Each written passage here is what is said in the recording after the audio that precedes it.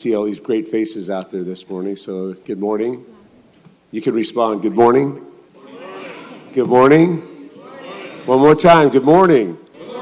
All right, we got the spirit now. With that, will the clerk please roll call?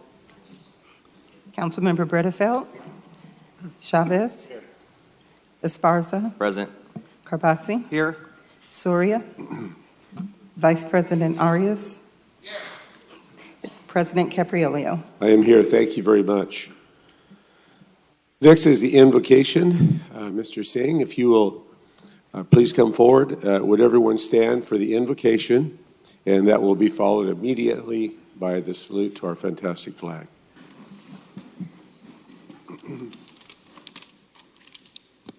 So good morning, everyone. So first of all, I will recite the prayer in our native language, then afterwards with the English. ਇੱਕ ਓਂਕਾਰ ਵਾਹਿਗੁਰੂ ਜੀ ਕੀ ਫਤਿਹ। ਸ੍ਰੀ ਭਗਵਤੀ ਜੀ ਸਹਾਇ। ਵਾਰ ਸ੍ਰੀ ਭਗਵਤੀ ਜੀ ਕੀ ਪਾਤਸ਼ਾਹੀ ਦਸਵੀਂ। ਪ੍ਰਥਮ ਭਗਵਤੀ ਸਿਮਰ ਕੈ ਗੁਰੂ ਨਾਨਕ ਲਈ ਧਿਆਏ। ਫਿਰ ਅੰਗਦ ਗੁਰ ਤੇ ਅਮਰਦਾਸ ਰਾਮਦਾਸੈ ਹੋਈ ਸਹਾਇ। ਅਰਜਨ ਹਰਗੋਬਿੰਦ ਨਾਉ ਸਿਮਰਾਉ ਸ੍ਰੀ ਹਰਿ ਰਾਏ। ਸ੍ਰੀ ਹਰਿਕ੍ਰਿਸ਼ਨ ਧਿਆਈਐ ਜਿਸ ਡਿਠੇ ਸਭ ਦੁਖ ਜਾਏ।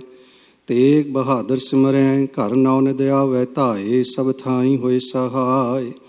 ਦਸਵਾਂ ਪਾਤਸ਼ਾਹ ਗੁਰੂ ਗੋਬਿੰਦ ਸਿੰਘ ਜੀ ਸਭ ਥਾਈ ਹੋਏ ਸਹਾਇ।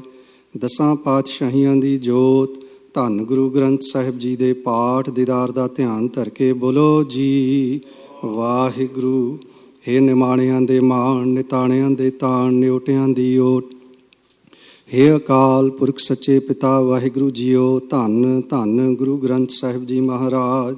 ਆਪ ਜੀ ਨੂੰ ਹਾਜ਼ਰ ਨਾਜ਼ਰ ਜਾਣਦਿਆਂ ਅਰਦਾਸ ਬੇਨਤੀ ਅਰਜ਼ੋਈ ਹੈ। ਆਪ ਜੀ ਦੇ ਦਰ ਘਰ ਦੇ ਸੇਵਾਦਾਰ ਸਮੂਹ ਫ੍ਰੈਜ਼ਨੋ ਨਿਵਾਸੀ ਫ੍ਰੈਜ਼ਨੋ ਸਿਟੀ ਕਾਉਂਸਲ ਦੇ ਮੈਂਬਰਾਂ ਸੰਗਤ ਵੱਲੋਂ ਅਰਦਾਸ ਬੇਨਤੀ ਹੈ। ਆਪ ਜੀ ਧੰਨ ਗੁਰੂ ਨਾਨਕ ਦੇਵ ਪਾਤਸ਼ਾਹ ਜੀ ਦੇ 550ਵੇਂ ਸਾਲ ਦੇ ਜਨਮ ਦਿਨ ਪ੍ਰਕਾਸ਼ ਪੁਰਬ ਨੂੰ ਮਨਾਉਂਦਿਆਂ ਇਕੱਤਰਤਾ ਕੀਤੀ ਜਾ ਰਹੀ ਹੈ। ਸੈਸ਼ਨ ਦੀ ਆਰੰਭਤਾ ਵੇਲੇ ਆਪ ਜੀ ਦੀ ਅਸੀਸ ਲੈਣ ਵਾਸਤੇ ਅਰਦਾਸ ਬੇਨਤੀ ਹੈ। ਕਿਰਪਾ ਕਰਨੀ ਰਹਿਮਤ ਕਰਨੀ ਸਮੂਹ ਸੇਵਾਦਾਰਾਂ ਨੂੰ ਸੇਵਾ ਕਰਨ ਦਾ ਬਲ ਉਦਮ ਬਖਸ਼ਿਸ਼ ਕਰਨਾ। ਆਪਣੀਆਂ ਸਿੱਖਿਆਵਾਂ ਦੇ ਅਨੁਸਾਰ ਦੇਸ਼ ਅਤੇ ਕੌਮ ਦੀ ਸੇਵਾ ਕਰਨ ਦਾ ਬਲ ਉਦਮ ਬਖਸ਼ਿਸ਼ ਕਰਨਾ। ਪਾਤਸ਼ਾਹ ਜੀਓ ਸਹੀ ਪਿਆਰੇ ਮੇਲ ਜਿਨ੍ਹਾਂ ਮਿਲਿਆਂ ਤੇਰਾ ਨਾਮ ਚਿਤ ਆਵੇ। ਨਾਨਕ ਨਾਮ ਚੜ੍ਹਦੀ ਕਲਾ ਤੇਰੇ ਭਾਣੇ ਸਰਬੱਤ ਦਾ ਭਲਾ। ਵਾਹਿਗੁਰੂ ਜੀ ਕਾ ਖਾਲਸਾ ਵਾਹਿਗੁਰੂ ਜੀ ਕੀ ਫਤਿਹ। ਬੋਲੇ ਸੋ ਨਿਹਾਲ। One universal creator God, by the grace of the true Guru, Almighty God, we call you by many names, but you are one. Keep your divine hand over the members of this city council as they help steer the future of our great city. Keep truth on our tongues, love in our hearts, and sound judgment in our minds.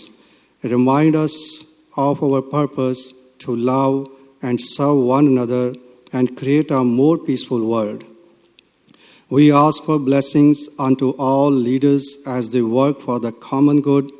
Give all who govern this land humility and courage, integrity and compassion.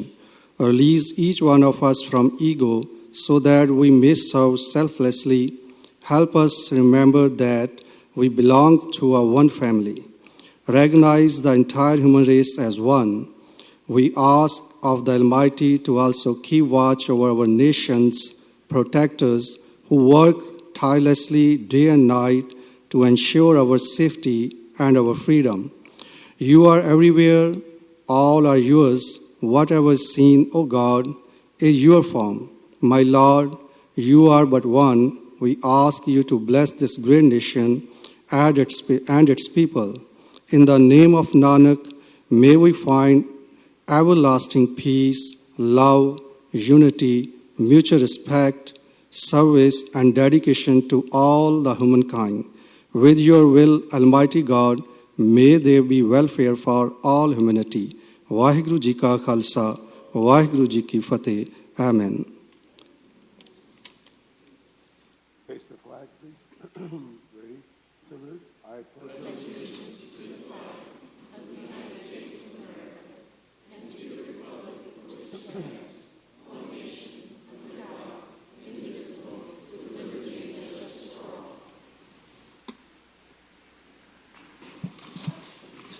Thank you, everyone. I appreciate that. And before I forget, I want to, in light of our pledge to the flag, this Monday will be our Veterans Day Parade for the city of Fresno.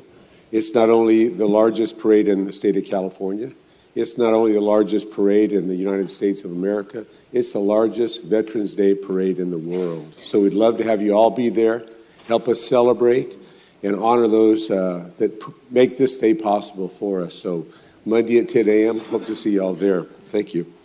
City Clerk, are there any changes to the agenda? I only have one change today, and that is an add-on proclamation of the National Runaway Prevention Month by Councilmember Kabasi. Do any council members wish to change or pull anything from the agenda? Seeing none, is there a motion? Council President, Yes. if you'll permit me a few minutes this morning, I've invited the mayor to the council meeting up to the dais this morning to make a joint announcement with respect to the item I brought forward today, which is the Chief Selection Accountability Act. That's item 4B. So if you permit us a few minutes. I originally brought this resolution forward because of my heartburn and the community's heartburn over how the last chief of police selection process unfolded. In addition to the two most, I would call them recent disturbing videos of our department questionably exercising the use of force against teenage boys. And so it has felt to the community like there has been little to no accountability on the part of the department's leadership. And so my purpose in introducing this resolution was to introduce a layer of accountability into the process of how the chief is elected. Up here on the dais, we as a council, we make policy and we allocate the dollars, while the mayor administers those programs and oversees the 4,000 person bureaucracy here at the city. And so those are our respective roles according to the current form of our city charter. And while we as a council will always reserve our right to flex the fiduciary muscle that we do have, I'm very happy to announce that the mayor and I have come to a resolution which I believe accomplishes the same goal of accountability. And this resolution in particular is something that can actually not be legislated on the part of the council. So I'm going to go ahead and turn it over to the mayor, and he'll make that public commitment now. Yeah, thank you. I want to thank Councilman Esparza for working with my team to find a solution. I understand, I was on the council for 8 years, the different roles we play.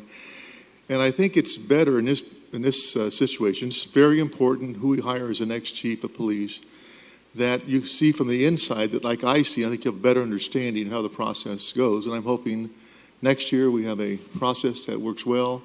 We participate and we have a good outcome. I want to thank again for working together.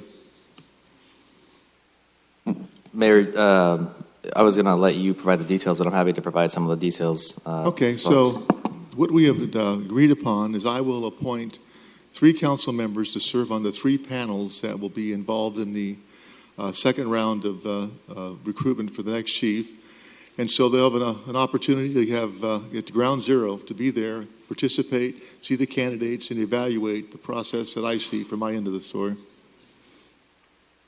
Yes, thank you, Mayor. So I will be one of the council members. I represent Central Fresno, Southeast Fresno. Councilmember Carbasi will join us. He represents north side of the city. And Councilmember Arias will also be one of the panel members. He represents southwest and downtown part of the city. And then that'll be for the first round interviews where the candidates are narrowed down to 5. Going forward into the second round, I will join the administration on behalf of the council in those interviews as well. Us council members, just like everybody else on the committee, will be subject to the non-disclosure agreements. The mayor and I have agreed to lift the NDA following the selection and appointment of the next chief, notwithstanding the strictly confidential personnel matters that may arise throughout the process. So, Mr. Mayor, I want to thank you for your willingness to allow council a voice. We each represent our own respective districts. I think the council members you're placing in the selection process are representative across the city from north to south, east to west, and yourself, you live in the northeast part of the city as well, so you obviously have the the voice and the final say.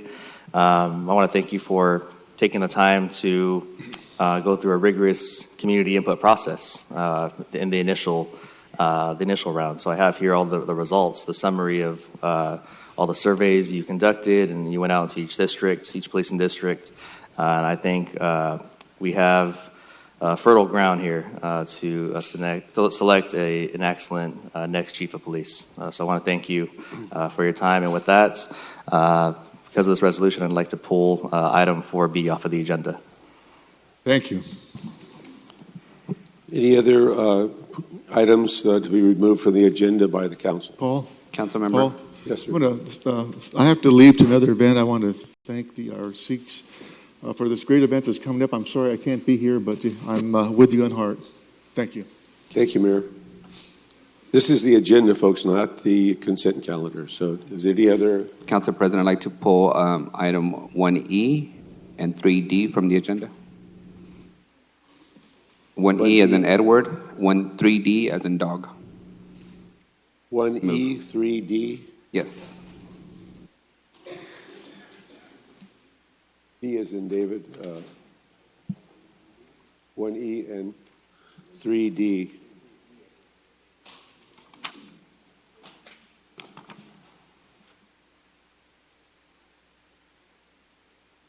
Okay, with that, do we have a motion to approve the balance of the agenda? Motion by Member Chavez, second by Member Soria. Is there any opposition? Seeing none, passes 7-0. Next are the minutes. Are there any changes to the amended minutes of October 24th, 2019 council meeting? None from the clerk. Motion to approve? Second, I made the motion, seconded by Member Chavez. Is there any opposition? Thank you. Passes 7-0. We'll go on to our ceremonial presentation. First, we will do proclamation for the 550th birth anniversary day. So those that have co-sponsored, please come down with me.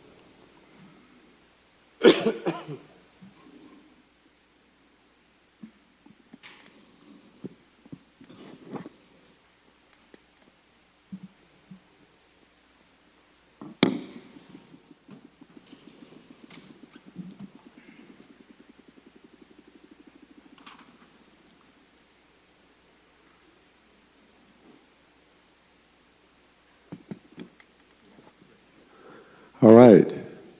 Here comes some of my colleagues. So we're here for a very, very special occasion this morning. This is to celebrate the birth anniversary. For this proclamation, we'll have the council members join me. And can I have the Sikh community join as well? You get to see Gary, come on down.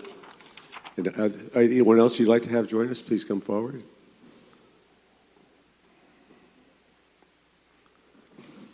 Good morning, good morning.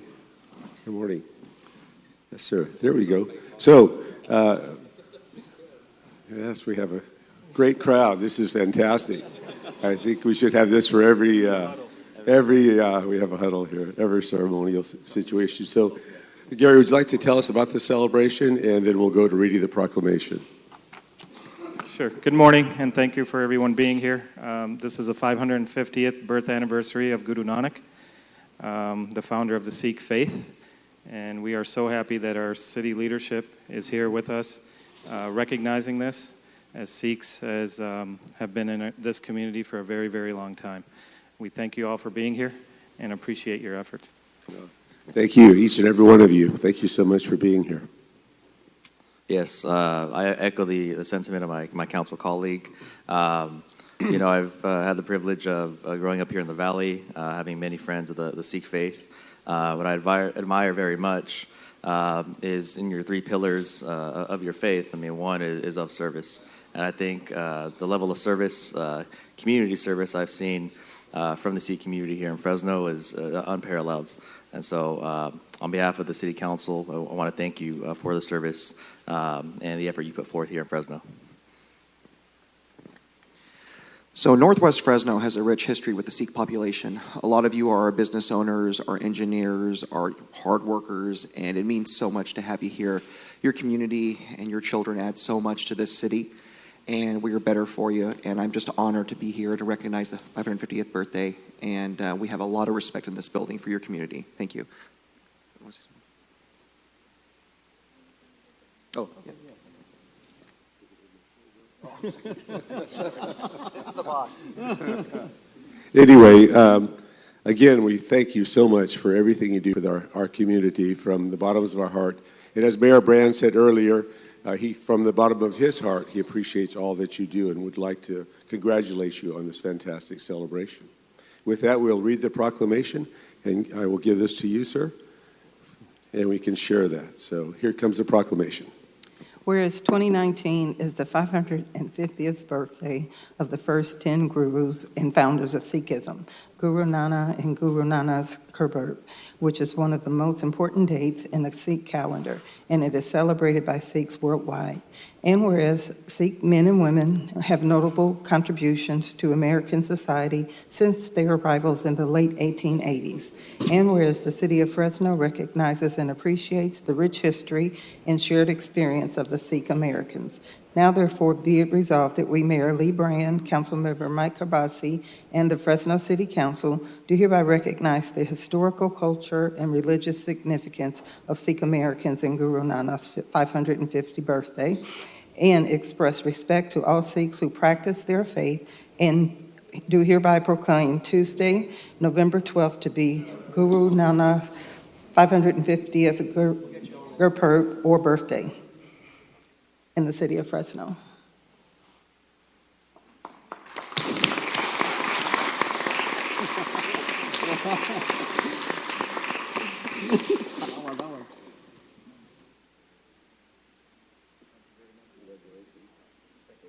Thank you very much.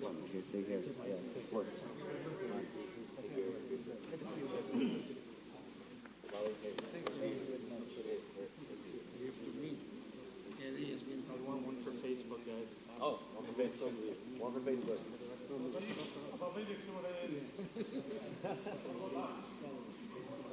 Hold it.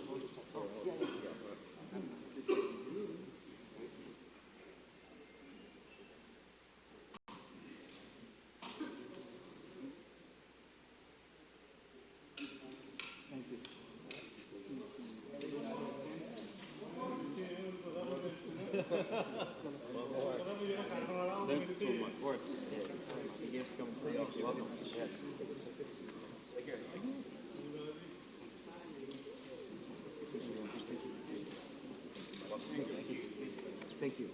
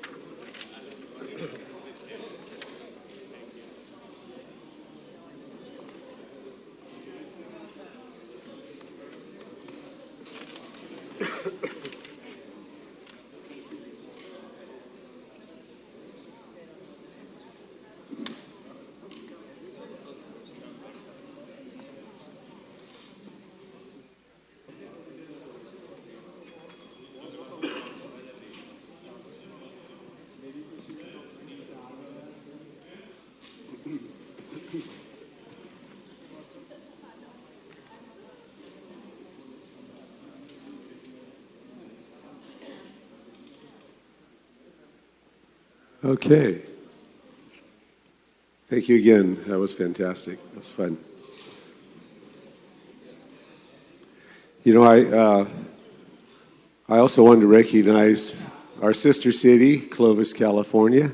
Councilmember Utua, how are you? Good morning to you. Welcome. Remember, we got a WWFD. What would Fresno do? That's the new mantra, right?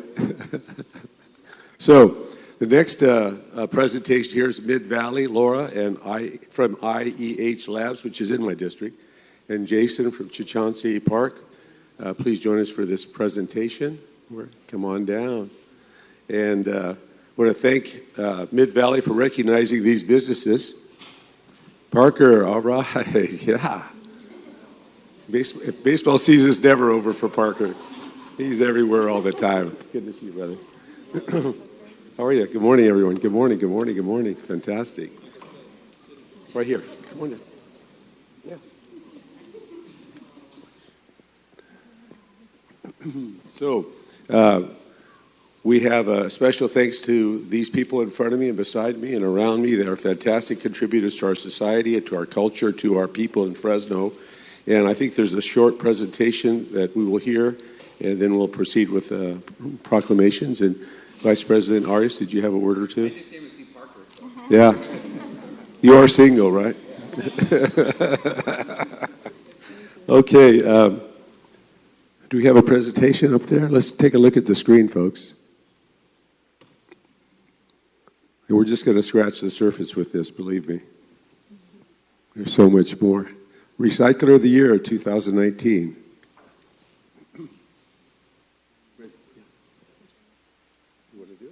Okay. Thank you. Good morning. My name is Yvette Rodriguez with Mid-Valley Disposal, and I'm going to go ahead and share with you the reasons why we selected our recipients this year. We'll start with IEH Labs. IEH Labs is located in District 4, Council President's area. So we want to share with you that IEH Labs they specialize in food safety, and they've been around since 2001. They have over 100 laboratories across the United States, also in Canada, Mexico, Australia, and the Netherlands. So we're very happy to have them here in the city of Fresno because they are a great company to work for, and they do care about the environment. Next slide.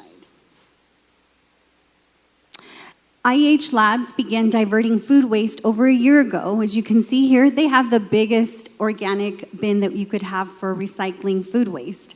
In this roll-off bin, they divert over 10,000 pounds of organic waste per month, in addition to 87 pounds of recycling paper, cardboard waste as well. IEH Lab, it's very obvious that they take waste reduction very seriously by training their employees annually. You can see here recycling bins located inside their offices, and our driver really appreciates picking up that recycling bin every week because it's filled with cardboard, clean paper, and all the recyclables that we accept. So we want to thank you and congratulate IEH Labs for the great job they've done in waste reduction and conservation. Let's do a round of applause. Oops, sorry about that.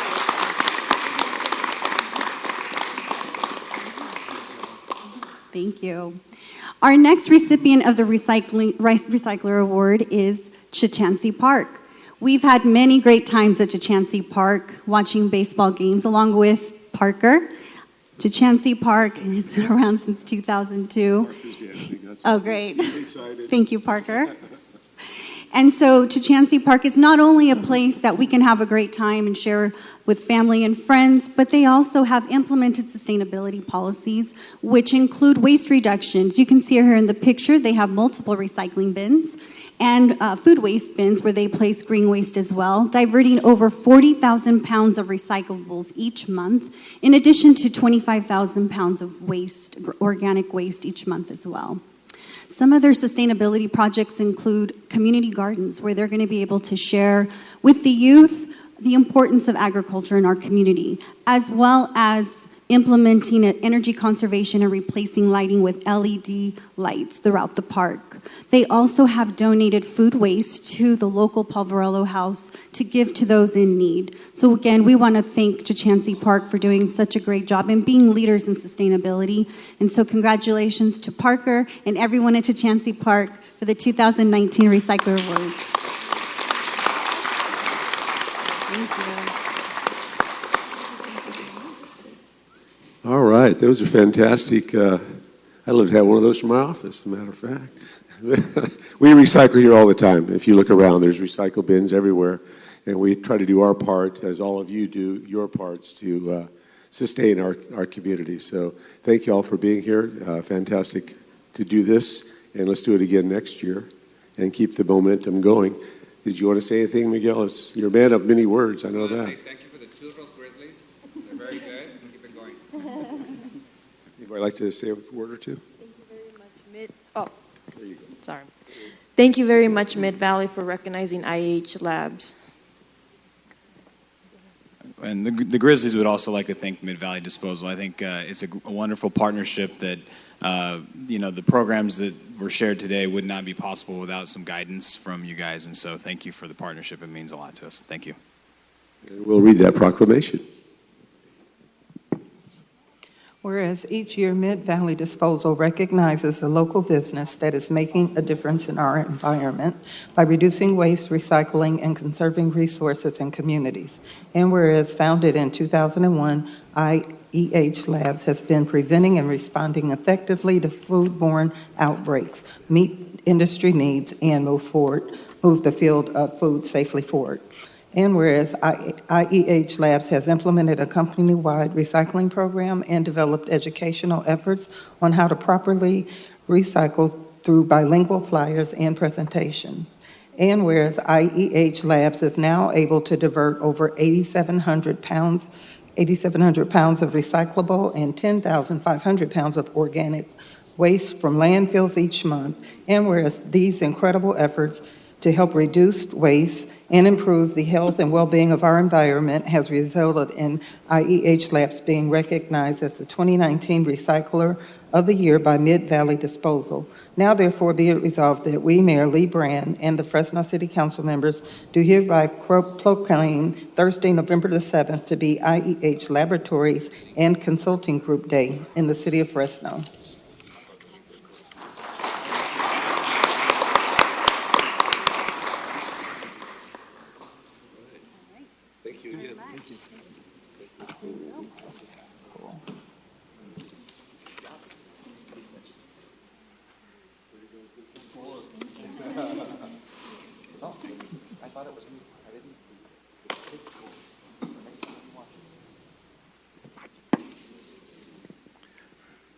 All right. Now we have a very, very special ceremony in light of the holidays that are coming up. And this is a proclamation of National Veterans Small Business Week. So, with those that are here to help with the presentation, come forward. How are you? Come on down. Good morning. Thank you for being here. So we have a great proclamation to honor National Veterans Small Business Week, signed by the entire council, including Mayor Lee Brand. Would you like to tell us a little bit about it? Thank you so much. Good morning. I'm Dawn Golick. I'm the director of the United States Small Business Administration's Fresno District Office. We're very happy that once again this year the SBA is recognizing National Veterans Small Business Week. Veterans are a huge part of our economic success here in the United States. They own 2.5 million small businesses that employ over 5 million people and generate over $1 trillion in sales and receipts every year. So we want to thank you, Member Capriolio and Mayor Brand, for sponsoring the proclamation this morning, recognizing all of the businesses here in Fresno that are owned by veterans, active duty service members, our reservists, and military spouses. And you said trillion. Trillion. Wow, that's incredible. That's huge. Wow. Thank you so much. That's fantastic. Yeah, thank you. Could you read the proclamation, Madam Clerk? Sure. Whereas each year the U.S. Small Business Administration, SBA, celebrates, connects, and empowers service members, veterans, and military spouse entrepreneurs during National Veterans Small Business Week. And whereas the SBA and its resources partner and empower veterans, including women veterans, active duty service members, National Guard and Reserve members, and military spouse with entrepreneurial training, tools, and resources. And whereas the federal government's goal is to award at least 3% of all contracting dollars to service disabled veteran-owned small businesses each year. And whereas nearly 10% of all businesses in the United States are veteran-owned, and the city of Fresno is proudly home to several registered veterans business owners. And whereas the city of Fresno is grateful to the brave servicemen and women who have chosen to dedicate themselves to serving and protecting our country, and encourage the greater Fresno community to support veterans-owned businesses throughout the year. Now, therefore, be it resolved that we, Mayor Lee Brand, and the Fresno City Council do hereby proclaim the week of November 4th through the 8th to be National Veterans Small Business Week in the city of Fresno.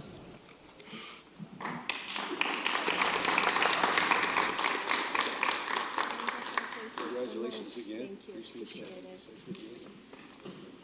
Thank you again. Okay, we have a couple of more. Next, we're going to do the presentation of North Fresno Lions' 70th anniversary. This is sponsored by the Mayor's Office and the Manager's Office. Come on down.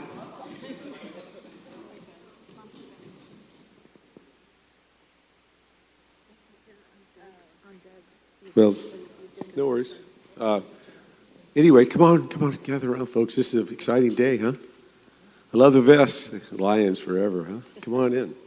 Yeah. So this is a great day for the city of Fresno to make this presentation to everyone. And my associate here is going to add a few words. Good morning, everyone. It is a special day because we get to celebrate the North Fresno Lions 70th anniversary, 70th. Again, we want to first highlight all the work that has been done by this great organization. And I also just learned that both Marilyn and Gwen just got recognized earlier this week as, was it Lion of the Decade? So congratulations to both of the ladies for the work that you guys have done. Yeah, absolutely. Round of applause there. So I want to personally thank this extraordinary group, and I know that this is only a small representation of the group members of North Fresno Lions that every year have continued to give selflessly to our community to make sure that our young kids have, and are taken care of with a couple of the programs that you provide. I know that you guys alone in 1 year have contributed over 400 service hours on 12 different service projects, which have included a combination of things like a site mission to Armenia and Brazil, pancake breakfasts for walk and run fundraisers, Thanksgiving dinners to seniors, and many more other events. You guys also pay for school children and adults who can't afford glasses. That's a very, very critical program that the Lions Club have. And they even eye surgeries and corneal implants through the Lions Eye Bank.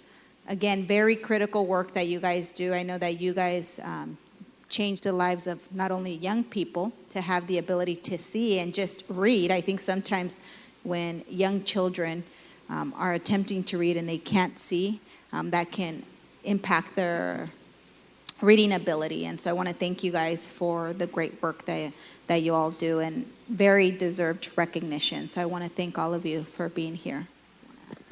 And by the way, I had cataract surgery the 1st of July. So I've got like 19 pairs of glasses, so they're coming your way. We're going to take care of that. So, that's a good thing to do generally. We'll just start gathering that up. 'Cause I remember that was being done. Large box. A box up to you guys. We'd be happy to do that for you. That's we'll fantastic. Do that. We'll bring a box for you. Thank you. To collect. Anyone like to say a few words? Want me to hold that? How about? I'm not an officer. Okay. Maybe Caden or. I'm not either, but I'm a general. You want Gwen? You want to Dave's a good speaker. Dave, come on. Hi, I'm Gwen Blomgren. I'm the treasurer of this great club.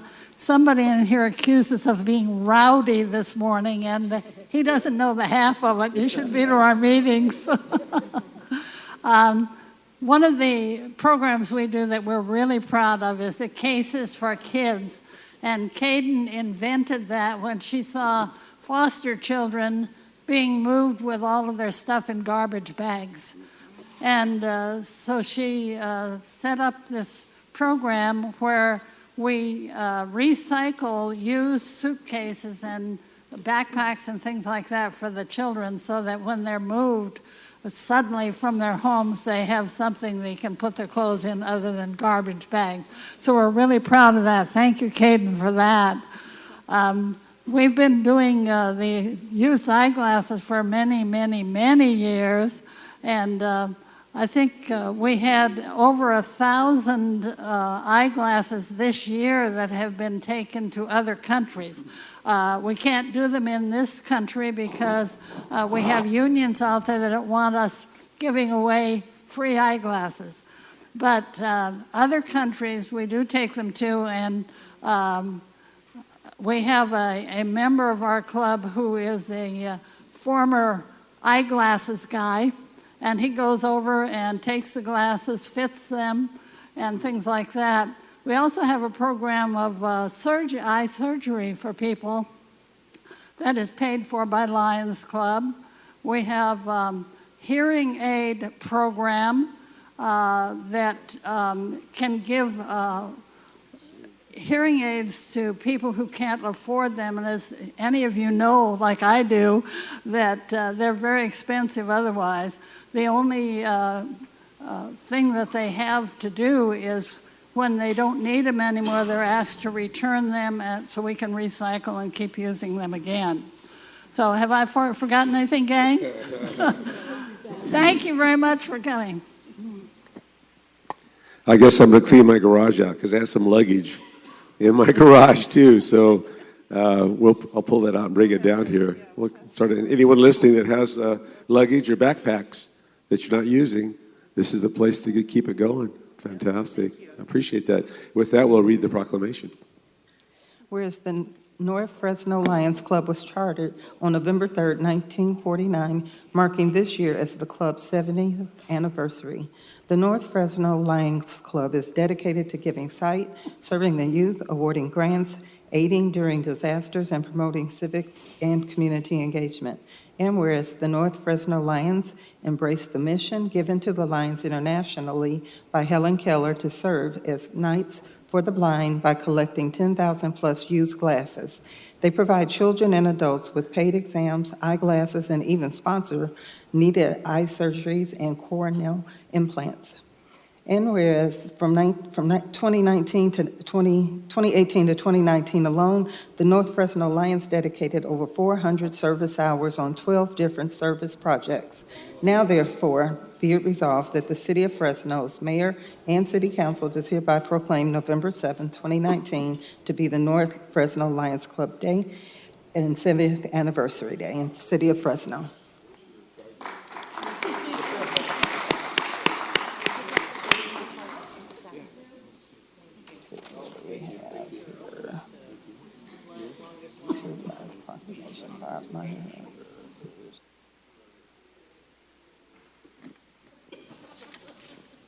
Okay, we're on a roll this morning, so that's fantastic. So next, Member Carbasi has a fantastic ceremonial presentation for a pillar of our community.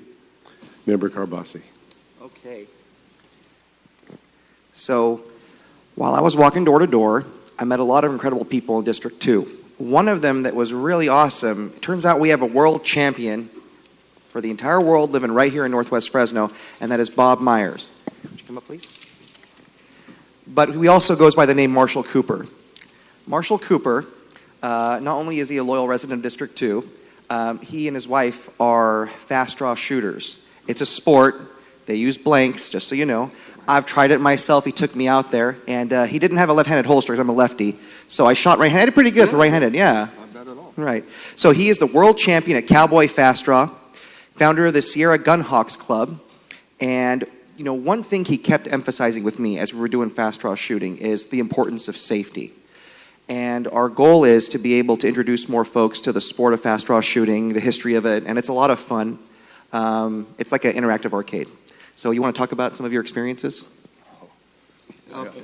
Yeah. 3 minutes. 3 minutes, that's a mistake. Well, my first experience is when I first started, when I first attempted fast draw. It was a really exciting day. I shot myself in the leg 3 times. But thank goodness for wax bullets. That's why we use them, because it could be very dangerous. You only do it once normally, and you never do that again. Well, I did it twice, 2 more times, and proved that's 3 times you don't do it again. But that was one of my worst experiences. But the best experience that I ever had was the ability to learn the safety and handling of firearms. And just shooting the sport of fast draw. I call it the art of fast draw. I mean, trying to get a gun out of the holster as fast as you can to hit a target within a third of a second is really something to try to do. I'm going to a championship match coming up next week in Phoenix, Arizona. It's going to be the state championship. So we're going to have probably 17 of the fastest shooters in the world there. And so hopefully I can show them who is the fastest next weekend. And so, but yeah, we have a great group of guys and women alike. We shoot together. Women and men shoot alike. We call librarian. Well, she was a shooter several years ago, and she did really well. We went to our first world championship match. In her attempt, she got third place overall in her category. So she's actually, so that was wonderful. But then she decided, you know what? I'd rather just keep score, run the programs, tell everybody else what to do, because that's what she does best. And so she is my secretary, the vice president of the club, and so I love her dearly. And so, yeah. I'd like to invite you all out. I'm a local club here in Fresno. I brought it. I've been shooting for 13 years. I'm a founder of a new organization. It's called the World's Fastest Professional Gunfighters. I'm looking for people who want to be interested in learning to shoot fast draw and to become one of the top fastest in the country. My training is free. You learn the safety of gun handling. I have a club here. I'll leave a card with Mike in the city that you guys can call me and come on out, and we'll do some shooting. And so I got my 3 minutes is up 4 minutes ago, so I'll get off. So we have this proclamation for you. Oh, by the way, it's a lot of fun. I encourage you to try it, and it's a good chance to learn about something I didn't know about before, which was gun safety. We have a proclamation for you. Madam Clerk, if you'd read the proclamation. Whereas Bob Myers has been recognized as one of the fastest sport shooters in the world through his 13 years of dedication of the sport to fast draw shooting. And whereas Bob Myers has been named a world champion fast draw shooter in both the Cowboy Fast Draw and the world's fastest professional gunfighters division. And whereas Bob Myers has put Fresno on the map as a region to contend with in the sport of fast draw. And now, therefore, be it resolved that we, Mayor Lee Brand, and the Fresno City Council members do hereby proclaim the 7th day of November to be Bob Myers Day in the city of Fresno. And you got the buckle to prove it too. Yeah. This is my world championship buckle of April, the first year, 2019.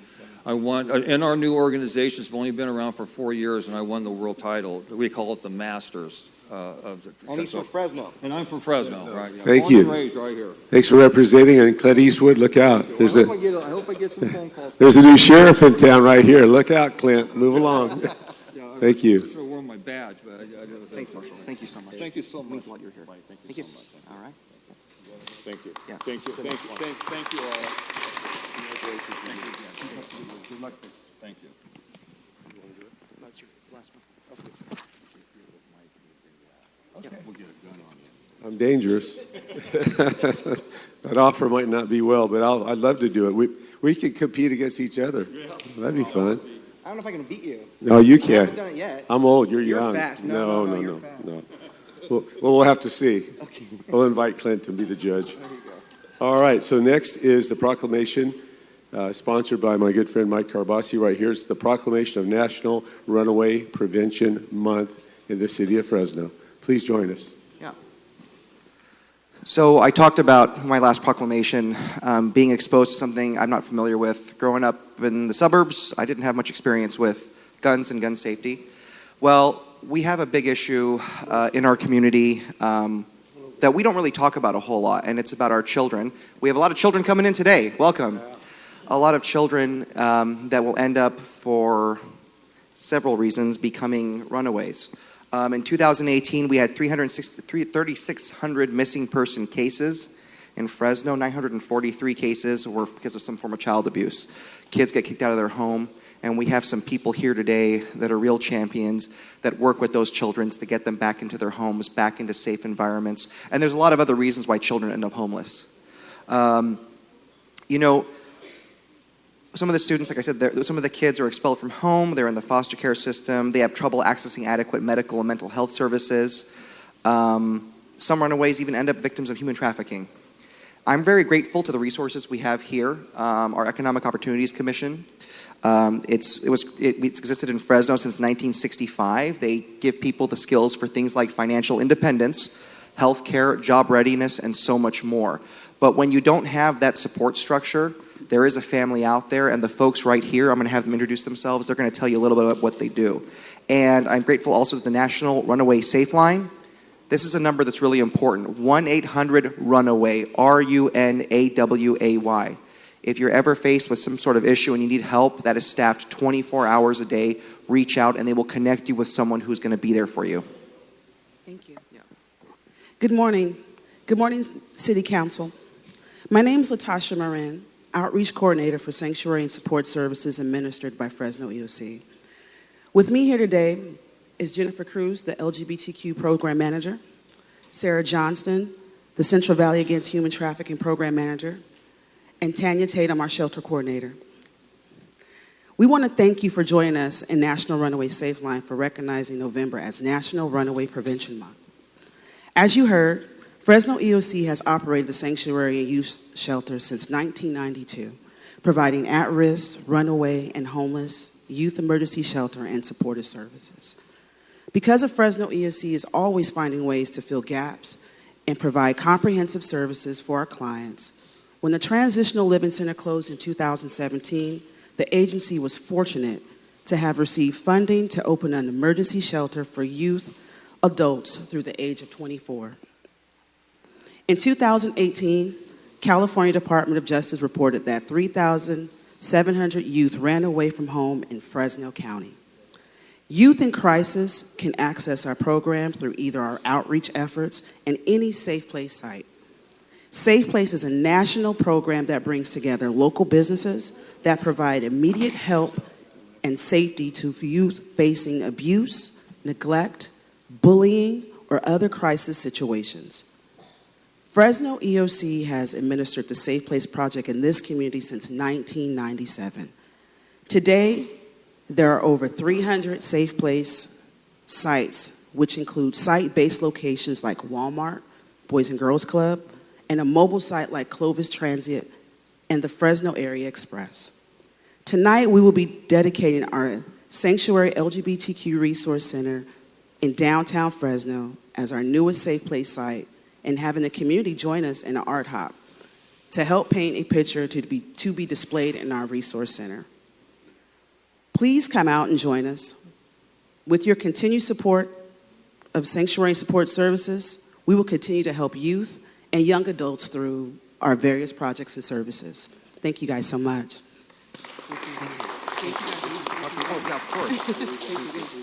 So, Madam Clerk, if you read the proclamation. Let's all get together. Whereas National Runaway Prevention Month began in 2002 in partnership with the National Runaway Safe Line, NRS, and the Fresno EOC Sanctuary and Support Services is committed to protecting our youth and young adults and ending youth homelessness by 2020.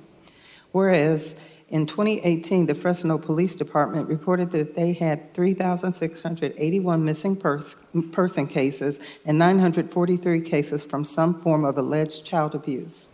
And whereas the Sanctuary and Support Services, along with the National Runaway Safe Line, is honoring November as National Runaway Prevention Month to raise awareness of the issues facing runaway and homeless youth.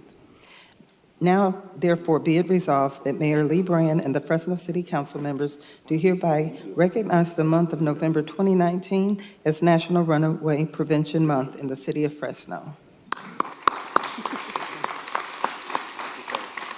All right, so where is your event tonight? Tonight the event is Art Hop. It's from 4 to 7, and it's at 1250 Fulton Street at the LGBT Resource Center. I just want to add that we talk a lot about heroes. If you go outside these doors, we have a lot of heroes that have given their lives for this country. But for the people that are here now and suffering, you guys are heroes too, and I'm very, very grateful. You don't get paid a lot, but you work really hard, and you help people that are in despair. Thank you, and on behalf of my colleagues up here, you make a real difference. Thank you so much. Round of applause. Thank you. Thank you. You're welcome. Thank you. Oops. Congratulations again. Thank you so much. Appreciate it. So we have a bunch of young people here. So are you guys, what school are you from? David. Where's that? I can't hear you. Oh, Daly Elementary. Well, welcome to Fresno City Hall. And this is our City Council meeting. We have these every other Thursday. And hopefully you'll stick around and hear some of the fantastic decisions we make. And thank your teachers for bringing you down here. Council President, can I do a little just welcome. They're in my district. So good morning, Daily Dragons. I love it. So I just want to welcome you guys to your city hall. I want to thank both teachers that are here, Michaela Haro and Jessica Mercury, for bringing the students down. Daly Elementary is an IB school, and it is in my district. I also want to welcome Daly board member Jesse Molina, who is here. I recognize him in the back. Thank you guys for visiting, and if you guys have any questions, make sure to come and visit us in our office. But thank you for being here this morning. Okay? Enjoy your visit.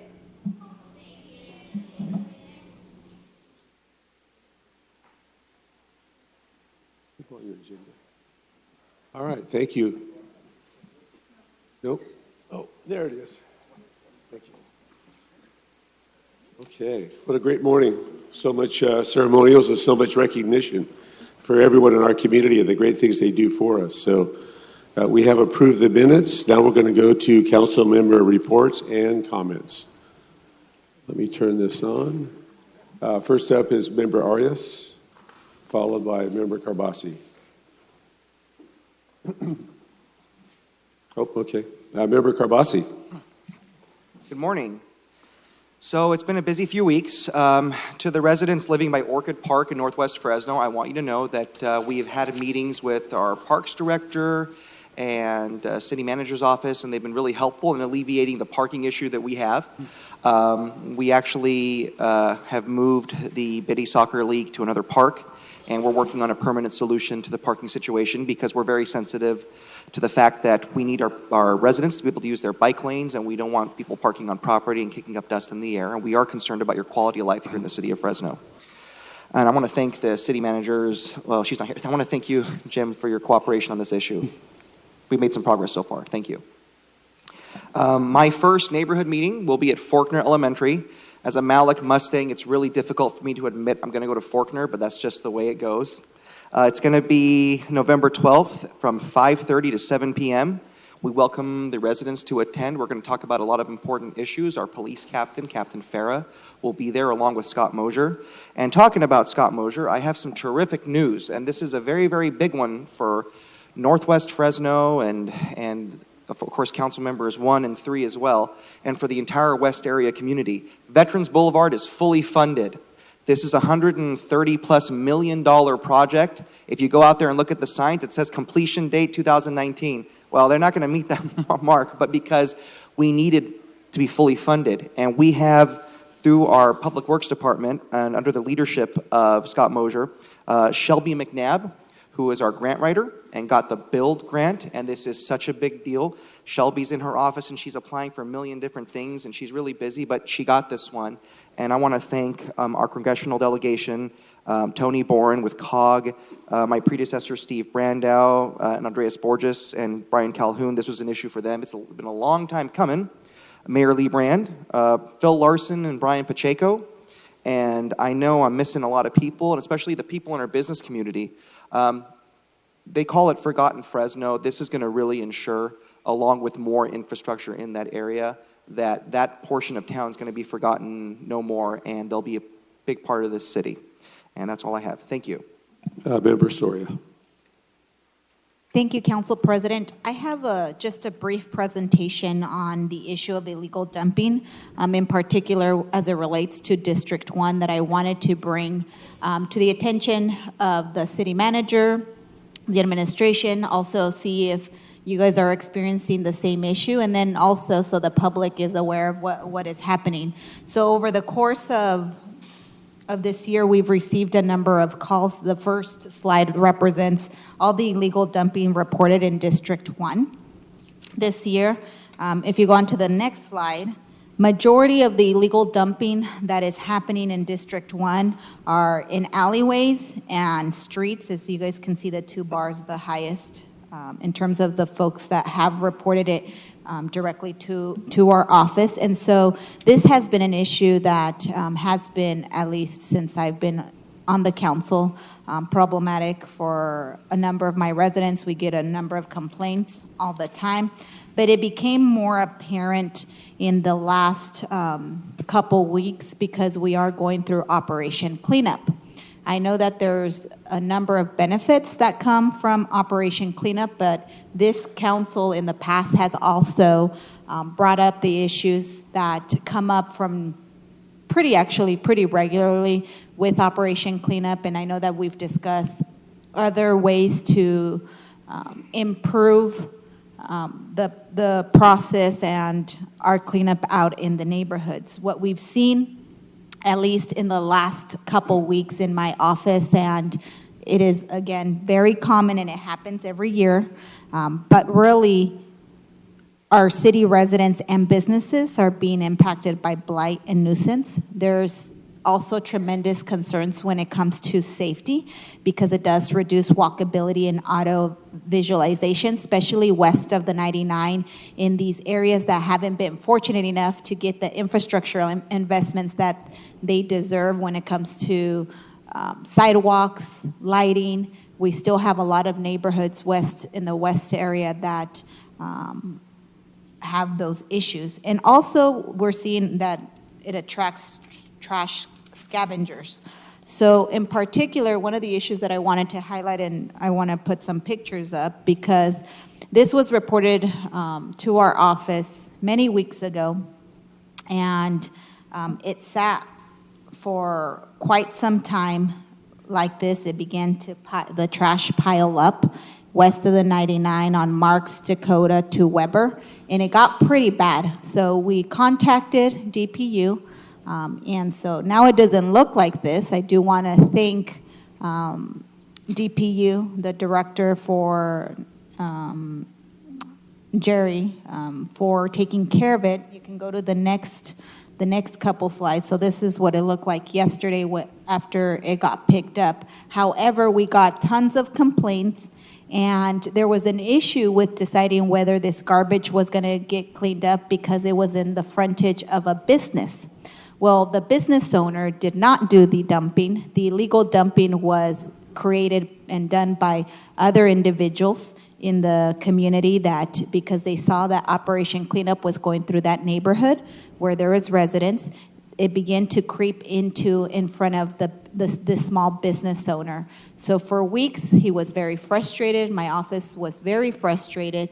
And I don't know if we have to develop some type of policy or how we improve these types of issues that when illegal dumping happens and it ends up in front of the businesses, that they don't have to essentially do the cleanup because they did not create the mess. And so that was the big frustration with the business owner. We did report it. Our staff went out there. They said, oh, it's in front of this business, and so we're not going to pick it up. However, they didn't create the mess. So I don't know if we have to change policy or what we have to do. I know that it was cleaned up, and so this just happened yesterday. So we're happy that happened. However, we do want to highlight that we're concerned that the delays in the cleanup, and I know that some of the things we can't control, that in neighborhoods like in the west area that don't have sidewalks, the trash begins to block and encroach into the bike path and the pedestrian path, which can create significant safety concerns for those neighborhoods that don't have a safe path to walk to get to their house. You can see by the pictures, if you guys didn't see, there was a tragic incident that happened in this vicinity. I'm concerned again because of the pedestrian and bike path being blocked with this garbage, the safety concerns that it can cause in our community. There's also, at least from my vantage point, from my district, there's public perception that there's a number of issues happening that we're not enforcing illegal dumping. And this is just a small snapshot. We could have included tons of other messages and emails and Facebook posts and Nextdoor posts that are related to this cleanup. So just wanted to bring it up and highlight those issues because my office has been a little frustrated with the delays because we've heard it from the residents. While we appreciate having a program where people can pick up or where people can dispose of their belongings that they no longer want to try to avoid some illegal dumping. It's creating stress for some business owners with the delays, and I'm concerned about safety and encroachment into areas where neighborhoods don't have the sidewalks or safe walking paths. So I just wanted to bring that to your attention. I don't know if we need to add to our policy about how we deal with illegal dumping when Operation Cleanup is happening and it's not the fault of the business owner. I know we have the same issue when it comes to alleyways. The property owners are responsible, that's what we tell them. However, they're not the ones that create the mess, so we're putting a burden on them. So. No, I understand, and I know that we've had discussions both with your office and with Assistant Director Schuber to try to address this. Operation Cleanup obviously is a very popular program with a lot of residents, but it also has some significant challenges, and I think that we do need to address those, as particularly in some of those areas of town where there may be pockets of annexed territory and then also pockets of still county residents, and that leads to a lot of illegal dumping, and that is an issue, and that is an issue that we do need to address. So I would think that perhaps a workshop would be in order, perhaps to get some of these issues from all sections of the town. Obviously, there are some areas that are more affected than others, but I think this is a citywide issue that needs to be addressed citywide. And so I think that if your office wants to establish a workshop later on this year, I think that we would be more than cooperative with that. Yeah, and I'd like to see, and this is has been an ongoing issue for a long time, so I'm not the expert. I just get the complaints. I would, ask your staff, I understand you are and the your tip of the department, spear. Yeah. to come up with something to address some of these challenges. I don't know how much a workshop can do. I think we need to start thinking about maybe some policy changes, especially when we're dealing with neighborhoods, like you said, that are city, county, that don't have the infrastructure. I would like to, a couple of things. First of all, mention that we have been meeting with Attorney's Office and your office on illegal dumping in alleyways specifically, and that has nothing to do with Operation Cleanup per se, in that these are not Operation Cleanup areas often. There are some struggles with the issue of citing.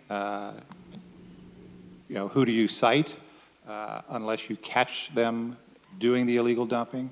The other thing I wanted to clarify was, I've heard you indicate there are delays. I'd just like a little more specifics on what delays you're talking about.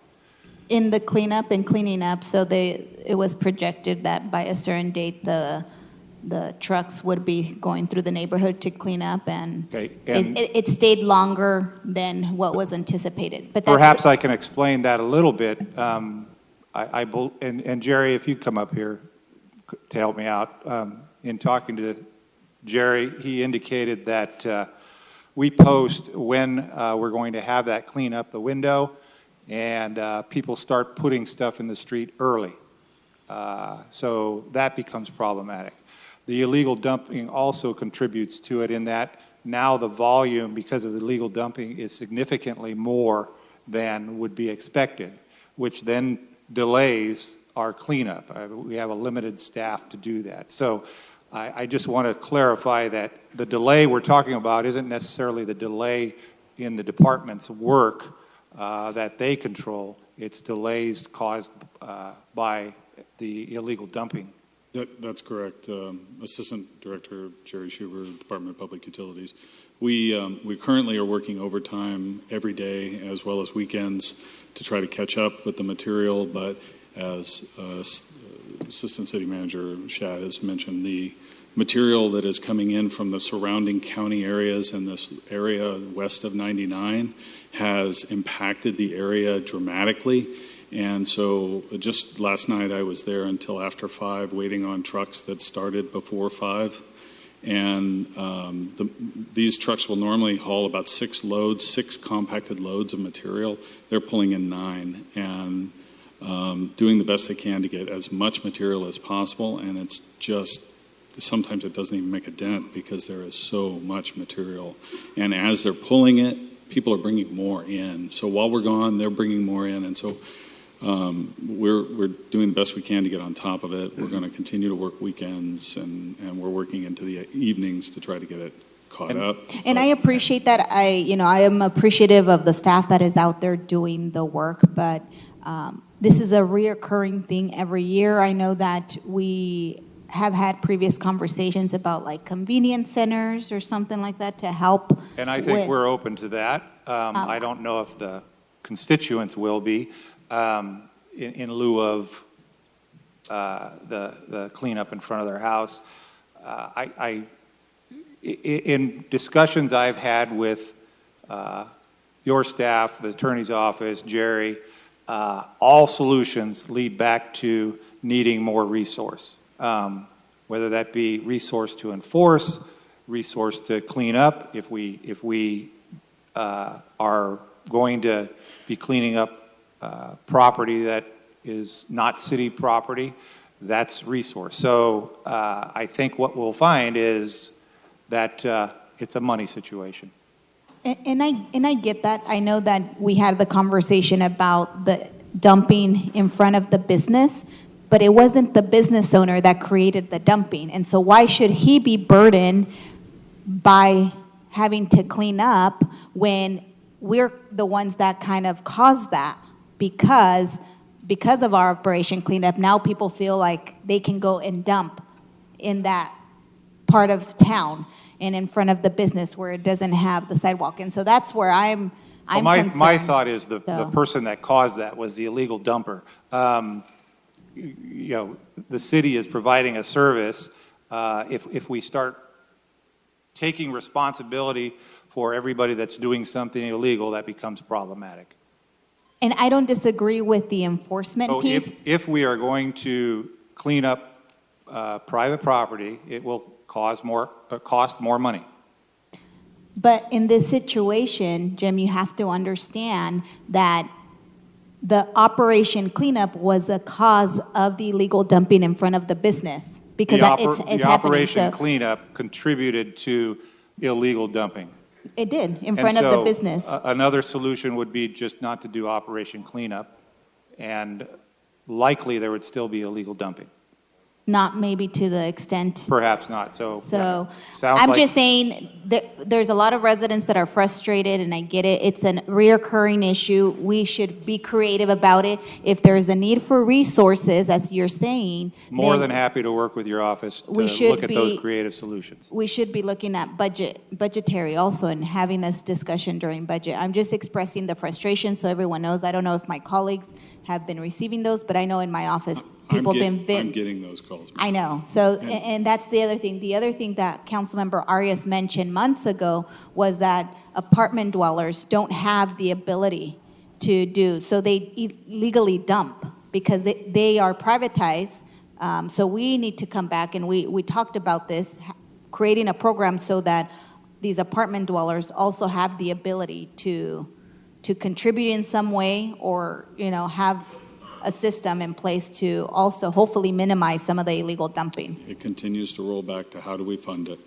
And we can't fund it on the backstop of the ratepayer in the city, the residential ratepayer paying for it, if it's not part of the nexus that builds that rate. Well, but And as you know, we haven't had a rate increase within the solid waste division in a decade. But we need to have a conversation also with the private industry that are providing those services, because it's costing us anyway. We're having to deal with illegal dumping that is a result of not having Councilmember, a sorry, program. if I may just remind this body that when the city decided to privatize commercial garbage, it guaranteed companies a profit margin. As a result, apartment dwellers are paying a lot more for garbage service than residential dwellers and single families, and they're not receiving the same level of service. So that was how the design was created by the administration when they privatized commercial garbage, to suggest now that it's the fault of someone else when we were intentional in doing that. It's not fully honest. Secondly, it's been months since we sat down with all the private haulers that are guaranteed a profit margin in their contracts to come up with a solution to ensure that apartment dwellers and condominium dwellers also have an opportunity for Operation Cleanup. Where do we stand with that process? The process was vetted. We developed a Trey memo, and it is being reviewed right now. There is a value to it, but there is a cost associated with it. So that cost would be given to those property owners as well. So it wouldn't be done for free. So what you're suggesting is you're going to pass the cost on to the customer versus having the company pay for it. Those companies are in business to make money, so they would definitely be passing on costs. They don't do it for free. Yeah, which is another problem for the privatization of garbage, is garbage, public utilities, water, sewer is not supposed to be a profit mechanism. We're supposed to charge the actual cost for the service. That's not part of the utility anymore. Once it was privatized, it's no longer part of the utility. You're absolutely right. Once this body decided to privatize commercial waste, it decided to also guarantee profit margins and therefore higher rates for customers, instead of doing what we're supposed to, which is charge what it actually costs us to provide that public service. But thank you for the conversation. Yes, sir. Thank you, Council President. That was it. I'm still thankful to the staff for cleaning that issue up in that neighborhood, but I do believe that it warrants to have more conversation. Thank you. Member Bredefeld. Yeah, I just wanted a couple things. We have on the second and third floor another memorial remembering our fallen traveling war memorial. And this is 750 veterans from California that lost their lives fighting wars in Afghanistan and Iraq since 2001. It's a very emotional, moving memorial. I encourage the public to come out and see it. I don't think anybody can go through it and not be impacted. And that has been brought forward by myself and the mayor. We brought it here in 2017, and we're very happy that it's here again. So we invite the public to go through that.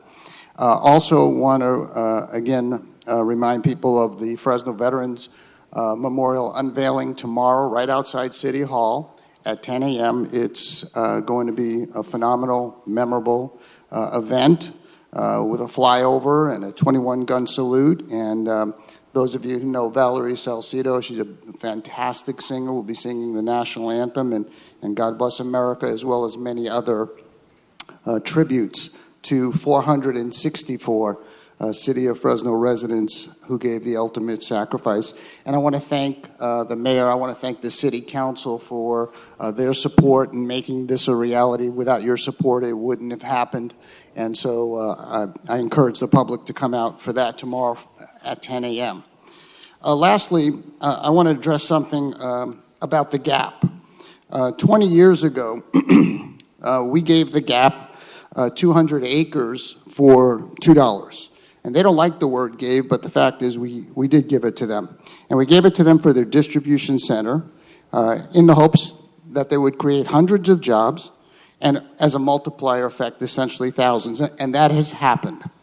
Earlier this year, we again supported another agreement with the GAP. And we incentivized utilizing more sales tax to create more jobs. The majority supported it. I certainly supported it. I've always been very supportive of all businesses coming here, helping them, assisting them, whether it's small, medium, or large. The GAP obviously is a very large company. It's a Fortune 500 company, and I've supported them. Now, we gave them 200 acres for $2, and we have a crisis in our community, an animal crisis.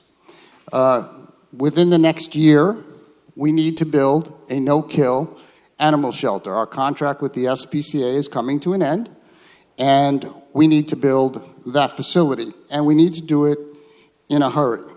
Time is of the essence. Last week, the mayor, community leaders, myself, Member Carbasi, had a phone meeting with the GAP. We expressed very clearly, as we have through emails, that this is critical. This is a serious situation.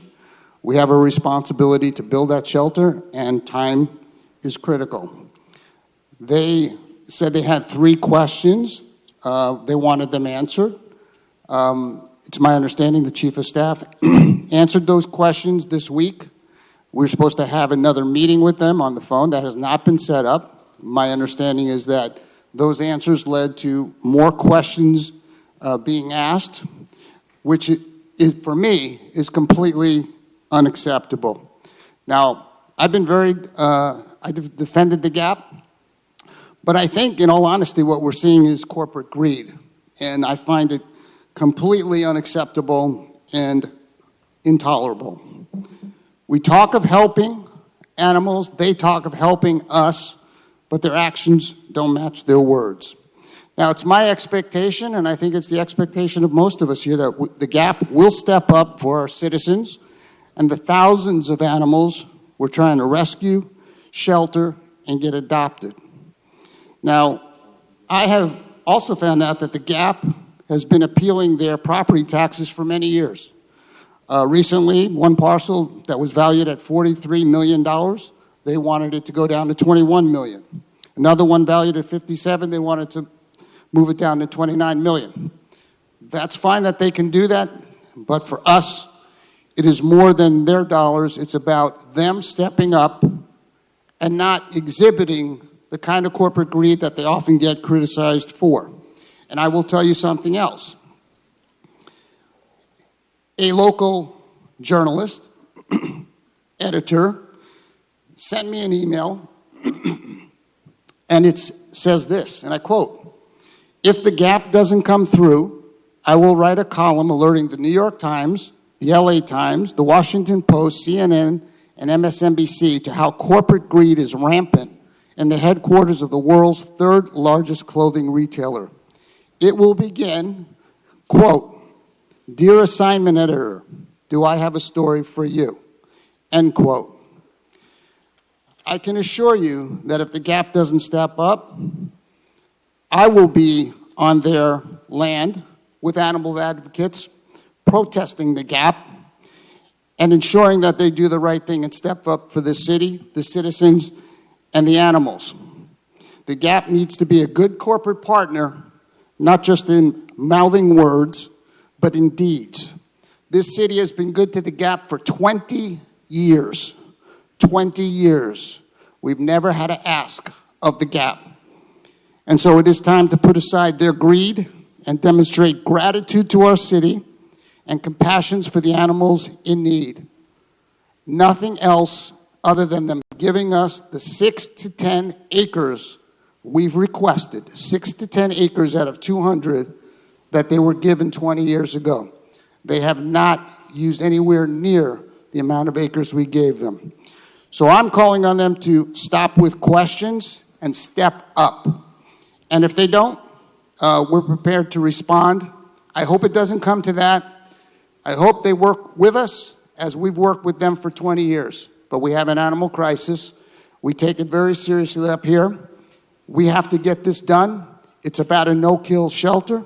It's about defenseless animals. And it's time to step up, GAP.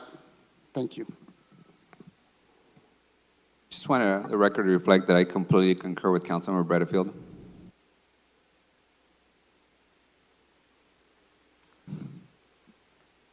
Councilman, Mr. President, may I make a comment? Yes, Member Carbasi. Thank you, sir. Councilmember Bredefield, regarding your comments about veterans, again, as the only veteran on this council, I applaud you for Veterans Day, and I thank you for your service to the country. So, with a little lighter note, for my district and the activities we've been engaged in, first and foremost, Fresno State football, we beat Hawaii. The Rainbow Warriors went down, and it was a last-minute field goal. It was an exciting game. It used to be San Jose was our rival. Now I think it's Hawaii is really the one we look forward to playing the most. We'll get to Boise later. So this Saturday is another home game. Please come out, support the Bulldogs. It'd be fantastic. The next day, that is Sunday, November 10th, the men's basketball home opener will be at Fresno State at the Save Mart Center. And please come out again and support the team with the Red Wave. And there's going to be a special halftime ceremony. Paul George, NBA All-Star, came out of Fresno State. Number 24 will be retired on Sunday's game. So it'd be great to have our community come out and show our continued support for one of our Bulldog athletes. So I hope to see everybody there. Next, we did Coffee with a Cop. We've been doing that a lot lately. Again, it's a big hit. We want to thank McDonald's at Dakota and Cedar for their opening of the McDonald's to everyone, and with great coffee and treats. It was really fantastic. I want to thank the Northeast Police District for taking the time to meet with my residents, and it's fantastic to see the reaction of the residents and the partnerships you can see forming right there with people talking to law enforcement. They are the officers in the district, and we're creating those community-based communications and relationships that's so important for effective police and citizen safety. Congratulations to the fire department. They celebrated their awards last week and their promotion ceremony. Pretty exciting. There's a lot of happy families and faces there. On Halloween, we did Fun-O-Ween Day, F-U-N-O-Ween Day. Used to be known as Trunk or Treat at Campus Point. So Maya Theaters, Jamba Juice hosted. We had such a huge turnout. It was incredible. Costumes were creative. We got to meet a lot of our constituents and talk about the issues of Fresno and District 4. Again, Fresno Police Department Northeast was there. The firefighters were there. It was a huge hit. Want to thank especially Senator Hurtado and Assemblymember Arambula. They provided numerous giveaways for the kids, and they were just really excited to receive all the, not just candy, but other things that would make it for a great holiday. Maya is already planning it next year, bigger, better. It's going to be a lot more fun and exciting. This week, as we all are celebrating our veterans, yesterday Fresno State kicked off the celebration by hosting their Veterans Day celebration. We want to thank the Veterans Resource Center for supporting the student veterans throughout our city, but especially at Fresno State. So with a lot of exciting things, a lot of wonderful things happening in our community, I wanted to share that with you. Next, I think we're done. Did Assistant City Manager Shad, did you have a comment? Just a real quick, I wanted to clarify on the two items that were removed from the agenda, 1E and 3D. Is the intent that they will go on the 14th? I believe so. Yes. Okay, just want to make sure. They've been tabled to the next meeting. They have some time sensitivity. Very good. Thank you for bringing that up, Assistant City Manager. Now we'll go to the consent calendar. Would any council member like to pull any item from the consent calendar for discussion? That discussion will be conducted at 1:30. No one has punched up.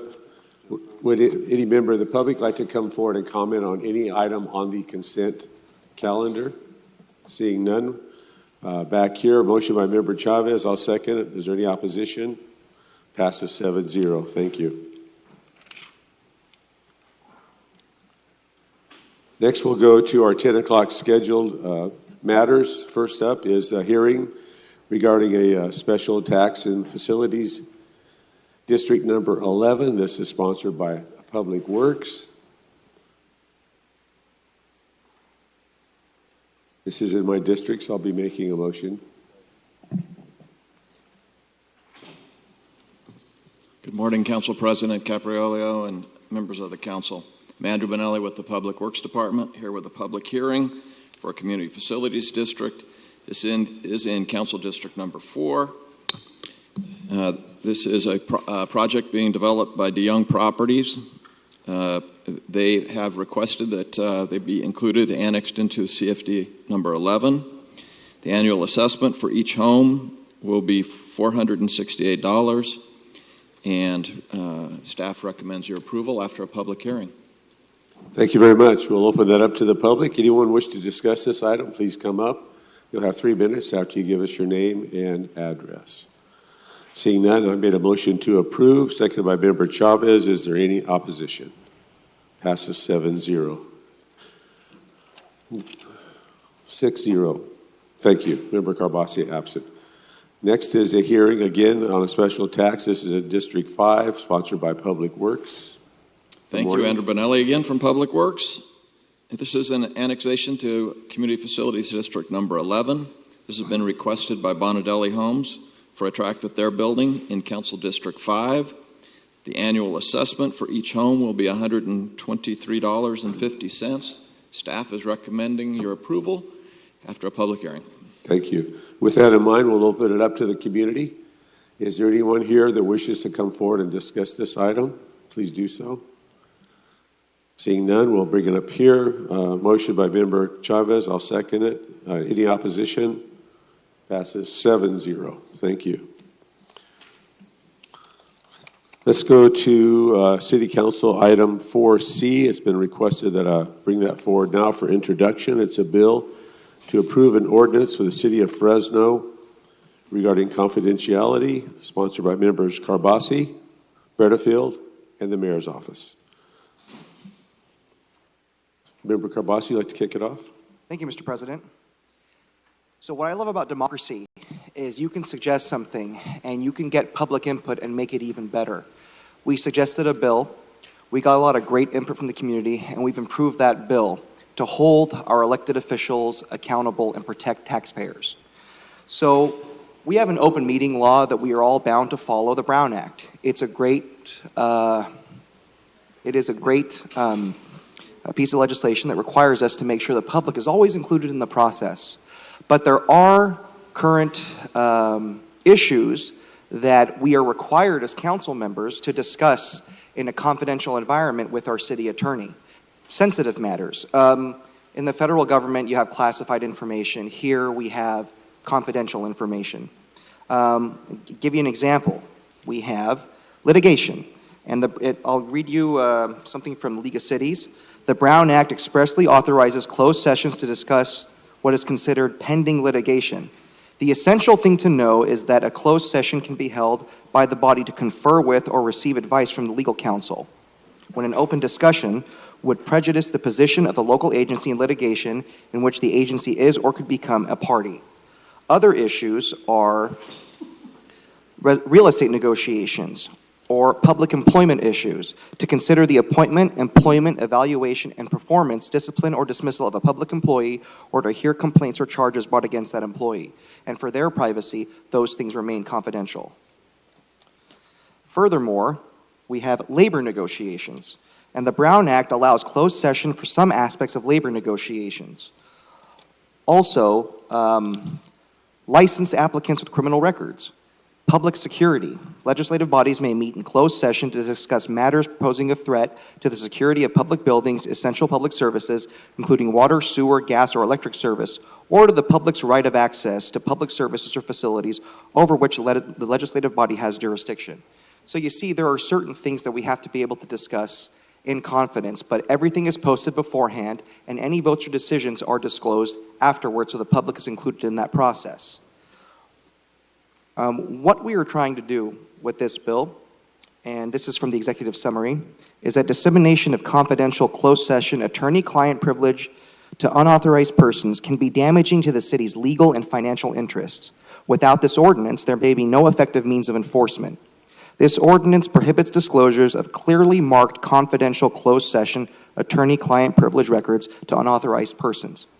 And we are proposing that if someone, without the majority vote of the council, in an authorized fashion chooses to disclose that information, that person can be charged with a misdemeanor. However, we explicitly offer whistleblower protections so that if there's any malfeasance, anyone feeling that something wrong is being done, they have every right to go to law enforcement without any penalty upon them.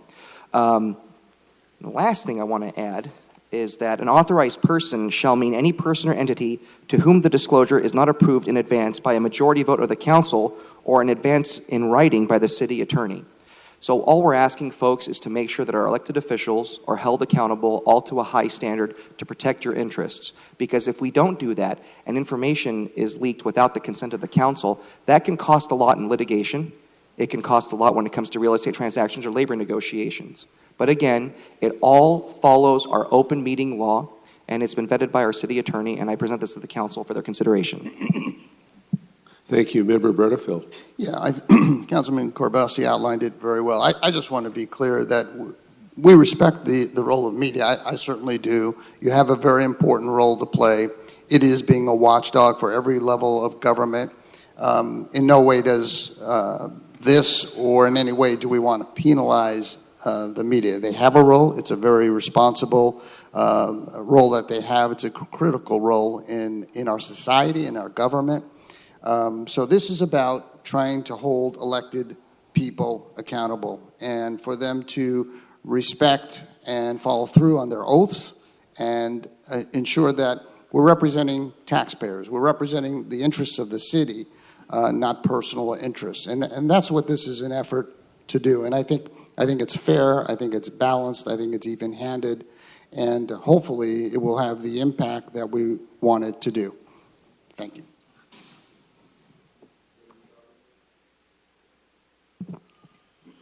Thank you, President Capriolio.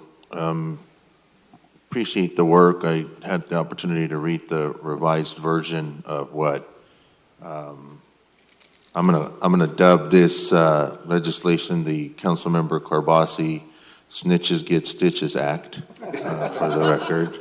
But I do have I know today is only for introduction. We're not voting on this, but I do want to also flag for the city attorney and for the record the statute E, where it says that the city attorney or independent counsel hired by the city attorney or the council may prosecute willful violations as a misdemeanor. I'm just not comfortable with the city attorney being put in a position where they would in turn have to prosecute one of their respective bosses, so to speak, or hiring somebody from outside. I think that decision lies solely with the majority of the council. And so as you're going through your revisions, I think that's something that should be considered for this ordinance. I think it's something that if we want to go down that road, we shouldn't put our city attorney in that position. Thank you very much. Member Arias. Thank you, Council President. I have a few questions for the sponsors of the ordinance. The sponsors, from my understanding, are the mayor, Councilmember Carbasi, and Councilmember Bredfield. The mayor noted in his press release that in the past, leaks have cost the city money. Can we know, for the record, what are those leaks and how much did it cost us? Not that I don't believe what's put on press statements, but if we're going to criminalize a potential behavior, I'd like to know what the evidence behind the criminalization is. So I don't speak for the mayor's office. I didn't issue that press release. And whether or not it cost us money or not, this is a matter of ethics. If we can't hold ourselves accountable. Yeah, thank you. I have a very specific question. Okay, let me put it this way. City Attorney, I'm going to ask you a question, please, without revealing anything confidential. Have there been situations you are aware of where information that was discussed in closed session without a vote of the council majority has made its way out of closed session and into the public? Yes. Thank you. Well, there's the need. There's a lot of disclaimers, but my question, Member Carbasi, specifically, what leaks and what costs did we incur as a result of those leaks? I think it's fair to say that we don't have to disclose confidentiality to tell us what the cost of those leaks were. If there have been leaks, I'm not worried about the cost. I'm worried about the fact that we have to have, hold on a second. In accordance with the Brown Act, we have a responsibility to the taxpayers of the city to discuss things confidentially. If you have someone that's not happy with the majority rule, and that person, whether it's now or 20 years ago, has been leaking information as it's been happening, well, we need, let me finish, forgive me. This is my time. I just want to ask questions for clarity. Do you want answers or do you want to just? Well, I'm asking how much money has it cost us the past leaks? That's just a simple question. So to answer your question, I don't speak for the mayor. My basis for this is based on principle. It's not about a dollar amount, but the potential is there to cost us money. Thank you. For those who speak for the mayor, do we know how much money the city has endured based on the result of leaks? And when did that occur? I do not have the specific dates, and that information can be made available to you. I do not have it in front of me right now, but That's I fair. do. That's fair. Okay. I'm not trying to ascertain specifics today. I just want to know what my questions are, since this is just for introduction at this point. You ask a very fair question, and I would like to just ask the city attorney, I don't know that you can address the specific, but can you address the spirit of what Councilman Arias is asking in terms of the impact that leaks have potentially financially for the city, or if you're aware that there was a specific, of impact, can you address, because I think that's a very fair question. Right. I can say that there have been circumstances when the council approved an amount to be offered in settlement or in labor negotiation, and then it became apparent that our opponent, adversary, knew that number as we went into negotiations. Legal counsel, when did that take place? Give me an estimate. The clearest one I can think of is at least 5 years ago. Okay, thank you for that. The second question is, the mayor also indicated that this would save us millions of dollars if it was to be enacted. How did we arrive at that number that this would save us millions of dollars? This isn't like a construction bid that we know exactly what the lowest bid is. How do we support the statement that this would save us millions of dollars if enacted? I think those questions are addressed to the mayor. So without the mayor, I think we need to reserve that, and we can Thank you, have Council comments President. on that later. So if we can get responses from the mayor's office on those two specific questions. The other questions I had is for legal counsel. This has been narrowed down to closed session, the revised ordinance specifically. Does a closed session also apply to employees? Yes, this applies to any person, city employee or official, who receives the closed session information. I just want to make sure that's clear, because there were some comments about this is holding elected officials accountable, but I want to be clear that in closed session there's also employees, and this would also expose them to a potential misdemeanor charge if they were found to have leaked information. Is that correct? That's correct. Thank you. My other questions to legal counsel are, in recent weeks, we've had our police chief discuss pending litigation that was discussed in closed session. Would that, action expose the police chief to a misdemeanor charge under this ordinance? Well, I hate to say it, but the lawyer answer is it depends. Okay, that's enough. Okay. I appreciate that. We also have seen individuals discuss real estate negotiations related to the gap in the animal shelter. Would that action expose folks to potential misdemeanor charges under this ordinance? Well, we have to distinguish between information that was gained in closed session and information that was otherwise gained. Okay. If the information was otherwise gained, that's fair comment. Okay, so in this case, it wouldn't, right? In the example of the real estate As far as I negotiations know, with the yes. gap. That's fair. As written, this also would empower the city attorney to prosecute one or several of its bosses, correct? Potentially, yes. Okay, thank you. So before we start to criminalize potential behavior, I'd like to point out that the initial proposal was a clear attack on the United States Constitution. It was unconstitutional on its face. I appreciate that it's been revised at the 11th hour to address the basic constitutionality of the ordinance that it didn't contain. The revised version, in my view, is not supported based on the evidence provided to us thus far. We don't know how much the past leaks costed us. We don't know how much the future, avoiding future leaks would save us. We don't know who it's going to apply to, in what instances employees, the police chief, council members would potentially be prosecuted. The fact that we would empower our city attorney, who is hired by the council, to potentially prosecute any one of us, in my view, creates a huge conflict of interest for the city attorney. It also duplicates what the district attorney is already empowered to do. The district attorney is already empowered to prosecute and address any violations of the Brown Act, including leaks in closed session. The district attorney has a public integrity unit, and she has been doing that in multiple institutions where she sends correspondences about potential Brown Act violations. This, if we're to move forward as written, in my view, would be a clear signal that we have no trust in District Attorney Smithcamp to do her job and to execute the work of the public integrity unit. It's also doesn't seem to hold any of us who are empowered with confidential information to be held accountable to the same standard as we hold everyone else. As you heard from our city attorney, who gets prosecuted depends. Depends is a very difficult world to operate under when we have employees, when we have mayoral elections, council elections, when we have evaluations of the city attorney that are forthcoming, or of any other employee. It politicizes criminality and criminalizing potential behavior to an extent that we haven't seen.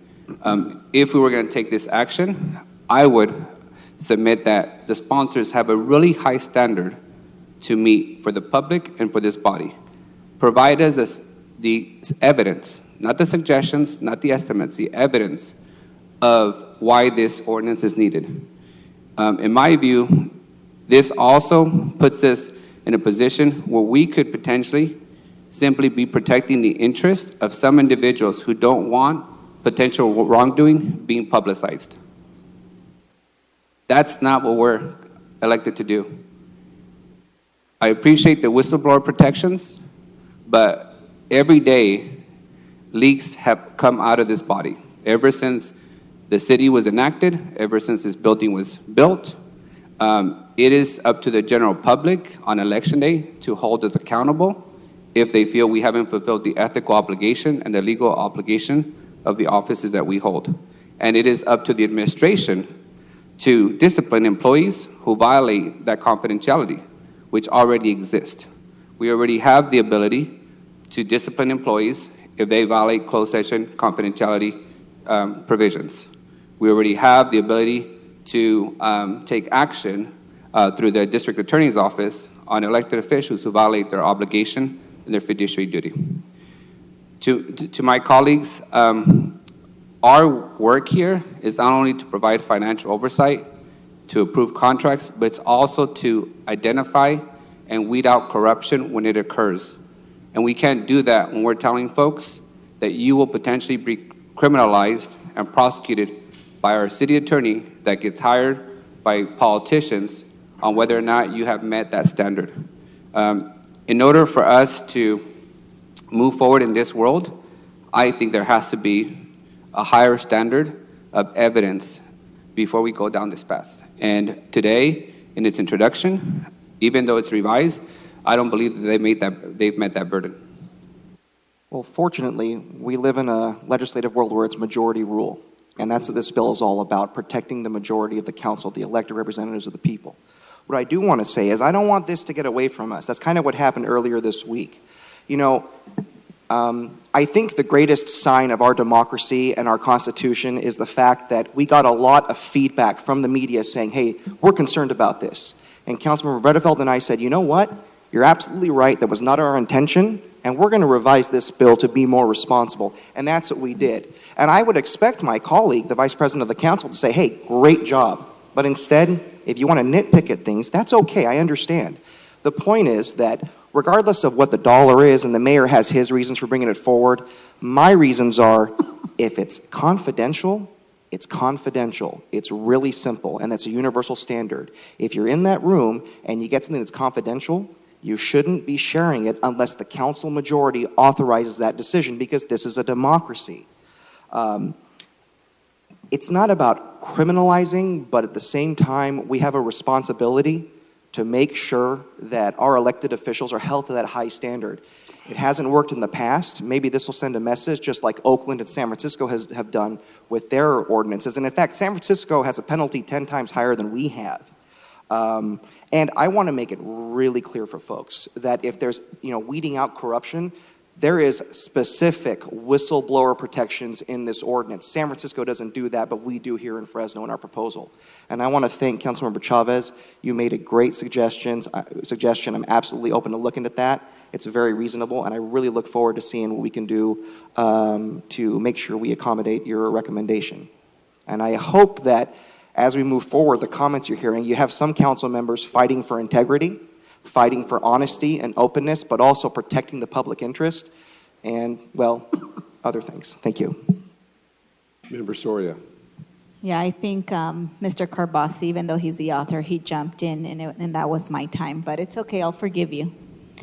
Listen, if we start forgiving that, we'll be here all damn day. So please honor the process, please. I only have 3 meetings, and then you can go wild. Thank you, Council President. I appreciate it. Go crazy after I'm done. It's up to you. Thank you. I appreciate the dialogue and the debate, on this dais. What surprises me the most, as Mr. Carbasi just mentioned, some of the cities that this is being modeled after, that, to the probably more conservative colleagues, would be taking a page from the 2 most liberal cities of this state. So it's just interesting. But I will say that when this first came out and was posted, I had just extreme reservations. I think that what the public mentioned, what the media recommended when they wrote an article about it, because of the clear First Amendment issues.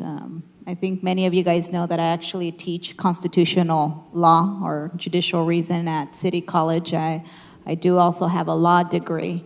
And so when this was first published, I had extreme concerns. I'm glad that my colleagues have taken the feedback and have made significant modifications. And I also appreciate Councilmember Arias' comments, because I think that, he brings up some great points that I hadn't even thought about, as we're looking at this policy.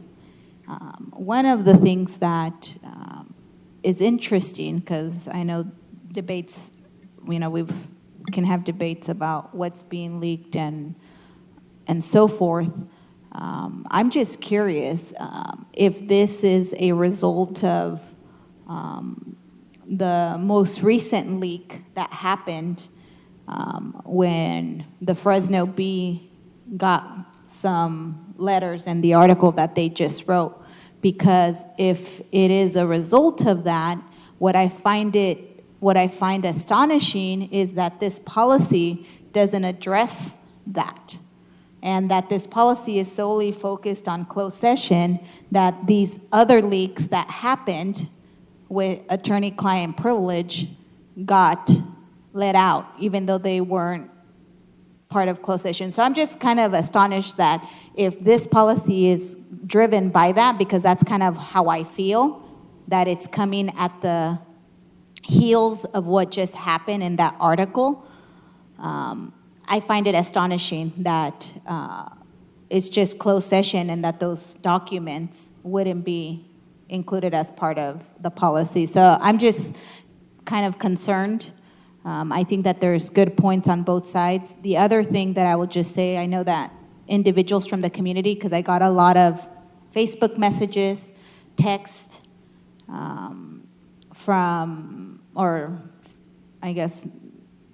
private messages on Facebook from folks that wanted to come here today.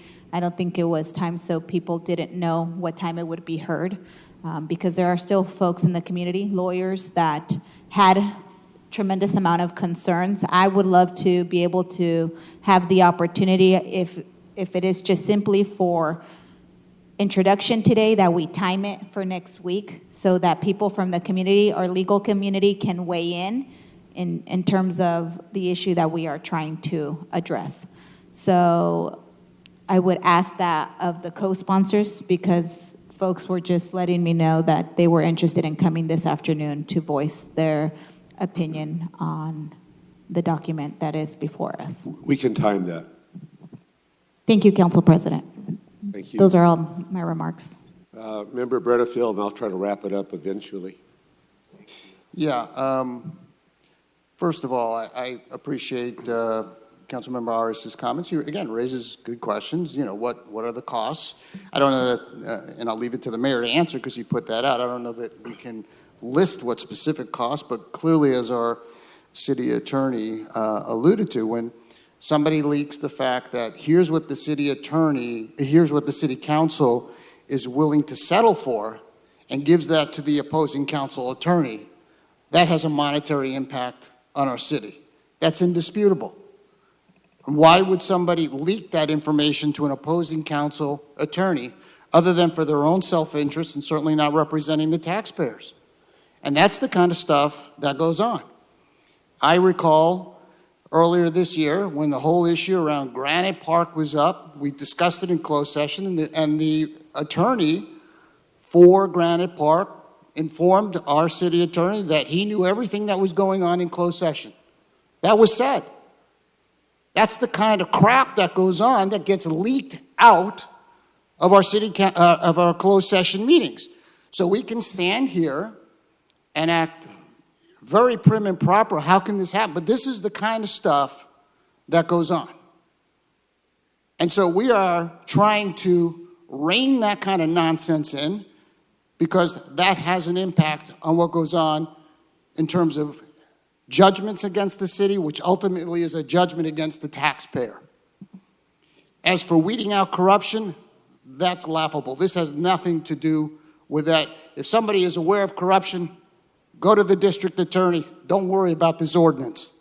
Go to law enforcement right away. I can tell you that's exactly what I would do. I don't need to check it out with anybody here. So it's nice to talk in general terms, but every time this council meets, often that issue comes up about what was leaked, and we all have to deal with it, and it's a serious issue.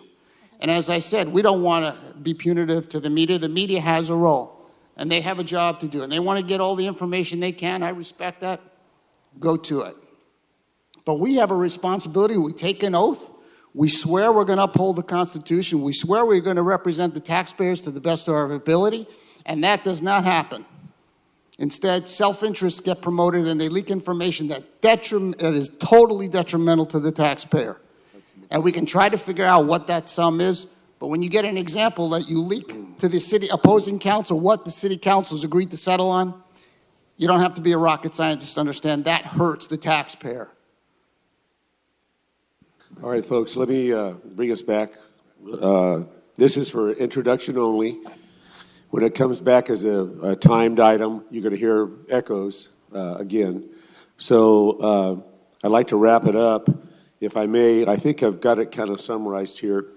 Very simply, if you follow the rules, this type of ordinance or amendment would not need to be made. So it's simply checklist number 1, follow the rules. Number 2, on process, we can do it singly through the city administration here, or through the DA's office and their special unit, or we can do it jointly with them. So there's lots of options on the prosecution part of this. As a practicing attorney, the standard is beyond a reasonable doubt. It's a very high standard. It's the highest standard under the law. So with that comment, that is the standard of burden that must be met in order to convict and or sentence. Next, on the specificity of past violations, we could go on that forever, but that's really not part of this ordinance as I understand it. So we can go on forever on those items as well, but I think we need to stay specific. Next, the last comment I have is that we already have the rules, but apparently they're not followed, so this is the next step, which is enforceability. We have a rule. If it's not being met by some people's opinion as opposed to others' people's opinion, then it goes to vote, and it seems like this is the method to enforce the rule that we have, since apparently it's not being followed. So with that in mind, I'd like to take it out to the public. Anyone in the public wish to comment on this? I have one card from Crystal Cabrera. If you'd like to come forward and give us your name and address, you'll have 3 minutes, please.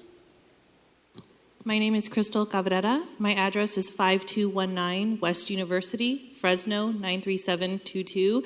And I'd like to comment as a member of the public, this is illegal, it's unconstitutional, this is ridiculous, and what you're doing is exposing the taxpayers to litigation, because the city is going to get sued if you try and enact this unbelievable ordinance, and I don't even believe that you have the power to do so.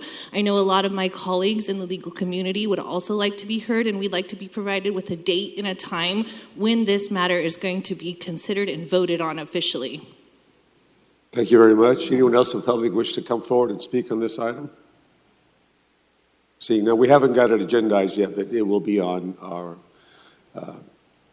computer. So it'll be next meeting. The time, we haven't established that yet. That's up to the co-sponsors, but it will be posted and you will be made aware of it. Okay, I would appreciate it if Mr. Arias would, in particular, let me know, because I do live in his district and I can disseminate it to my networks. Thank you. I'm sure he will. He's very responsible about that. So thank you very much. Anyone else in the public wish to come forward and discuss this? Mr. President? Yes. Forgive me if I can address something. Ms. Cabrera, your frustration is exactly what we heard this last week from people in the community. I want you to know we heard you. This will not apply to anyone in the media or anyone in the public. It only applies to people in the city level. And we have explicit whistleblower protection so that any corruption will be exposed. We took all that out. Now, unfortunately, some people have talked about the old bill today. This is a revised version, and yesterday the Fresno Bee editorial board praised the changes that we made. So I want you to know we listened, and if you have more feedback, please email me at district2@fresno.gov. If you want to do it anonymously, that's fine. I would love to hear what you think. But this is a democracy. We listen to you. Protections for the media, it's just holding elected officials or people within that bubble of closed session under the Brown Act accountable. That's all it does. It's really simple now. But thank you for your feedback. Okay, listen, this is not an item for a vote.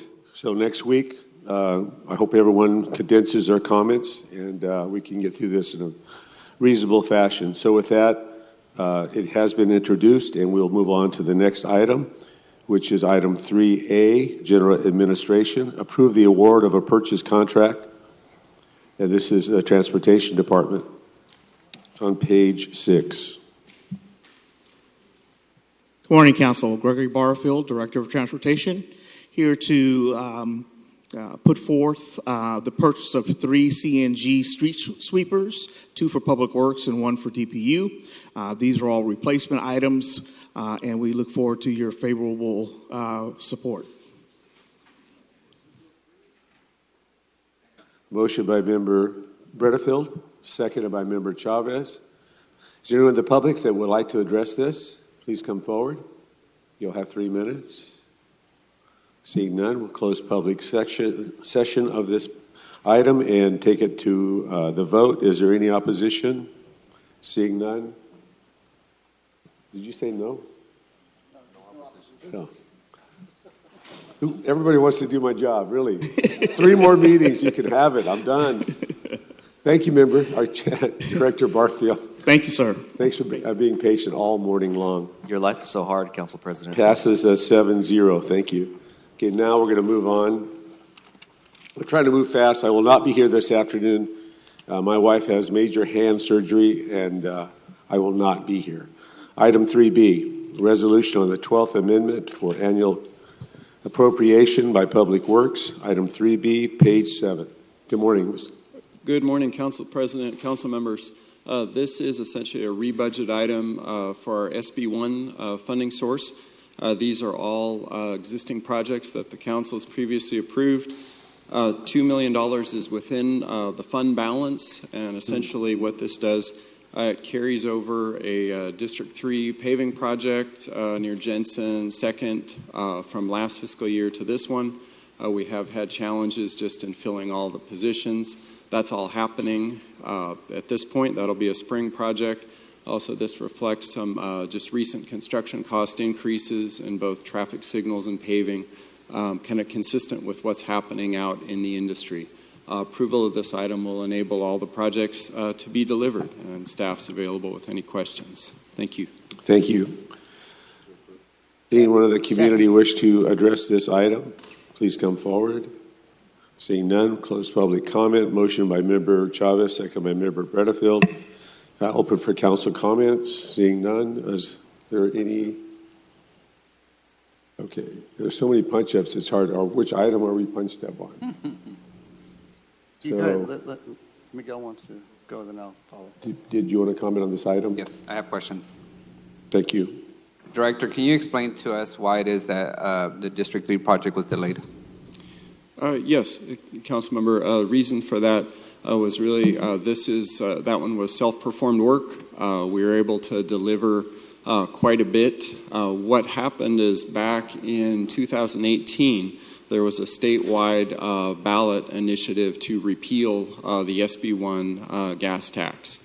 And with that, City of Fresno took a conservative approach and did not, prior to that, even though SB1 was in effect, we did not move forward to fill those positions, but opted to wait until that repeal effort was known. And when the voters decided to keep it in place, the city moved forward then to work at filling positions. We were adding 2 SB1 concrete crews in our street maintenance division, along with the equipment to go with it. And so ultimately what happened, and just ripple effect of, for example, people promoting into senior heavy equipment operator positions left a hole behind them, and in turn. So that's a process really bringing over 20 people on board to the city. We're almost there. Understood. My other question is, are these road repair projects going to adhere to the complete street ordinance that we approved?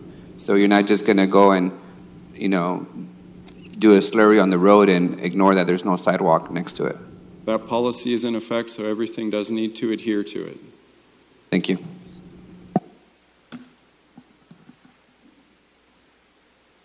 Up 3B.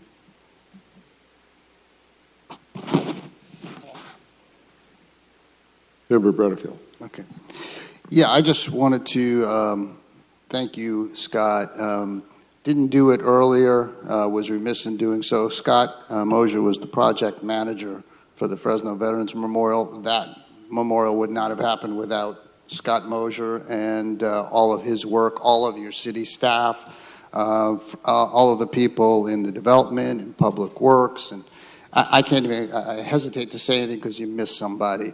But Scott was the project manager. He oversaw everything. That memorial would not be out there without Scott. So Scott, I personally thank you, publicly thank you, and you've done an amazing job. I think we're all going to be very proud of it, and it's because of your efforts as well. Thank you. Well, next up on the screen is Assistant City Manager Shad. I would just like to reiterate and thank Scott for that work, as well as all the other projects that he leads and makes sure move forward within the city with all of the fits and false starts. Really appreciate the work he does. Just want to say thank you for those kind words. It's a team effort. This is what we love doing every day. So look forward to getting a lot more done. Thank you very much. Screen is clear. Is there any opposition? 7-0 passage. Item 3C on page 7, actions pertaining to East Nice Avenue, Public Works. Good morning, Council President and members of the Council. My name is John Bartell. I'm a supervising engineering technician in Public Works. The item you have before you is for the East Nice Avenue Pavement Rehabilitation Project. East Nice Avenue from First Street to Millbrook Avenue is heavily used arterial street that is suffering from pavement deterioration. The pavement rehabilitation project will extend the service life of the street and bring existing curb ramps into compliance with ADA standards. 4 sealed bids were received and opened in the public bid opening on September 24th, 2019, with bids ranging from $1,387,222 to $1,892,960. Avocet Construction was deemed to be the lowest responsive and responsible bidder in the amount of $1,387,220. In closing, staff recommends that the council adopt a finding of categorical exemption pursuant to section 15301C Class 1, 15302 Class 2 of the California Environmental Quality Act guidelines, and award the construction contract to Avocet Construction and authorize the Public Works Director or designee to sign the construction contract on behalf of the City of Fresno. Thank you, and I'll be available to answer any questions you may have. Thank you. Excellent presentation. Just for the record, can you confirm, this is SB1 money, from which fiscal year was this allocated? It was initially in, I believe, fiscal year 19, and then it was approved for fiscal year 20. Thank you. All right, out to the public. Anyone in the community want to come forward? Talk about this? Come on down. You'll have 3 minutes. Close public comment. Any council comments? Seeing none. Motion by Member Bredefeld seconded by Member Chavez. Is there any opposition? Passes 7-0. Thank you again. Item 3D, actions pertaining to the City Hall and Meeting Services Center. Thank you. We're going to do that next week, correct?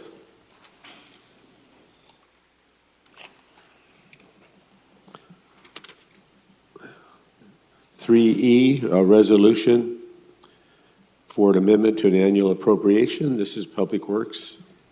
It's on page 8 of your agenda. Good morning. Good morning, Council.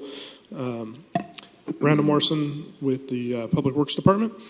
The item you have before you is a budget action to appropriate funding for 9 new Public Works projects.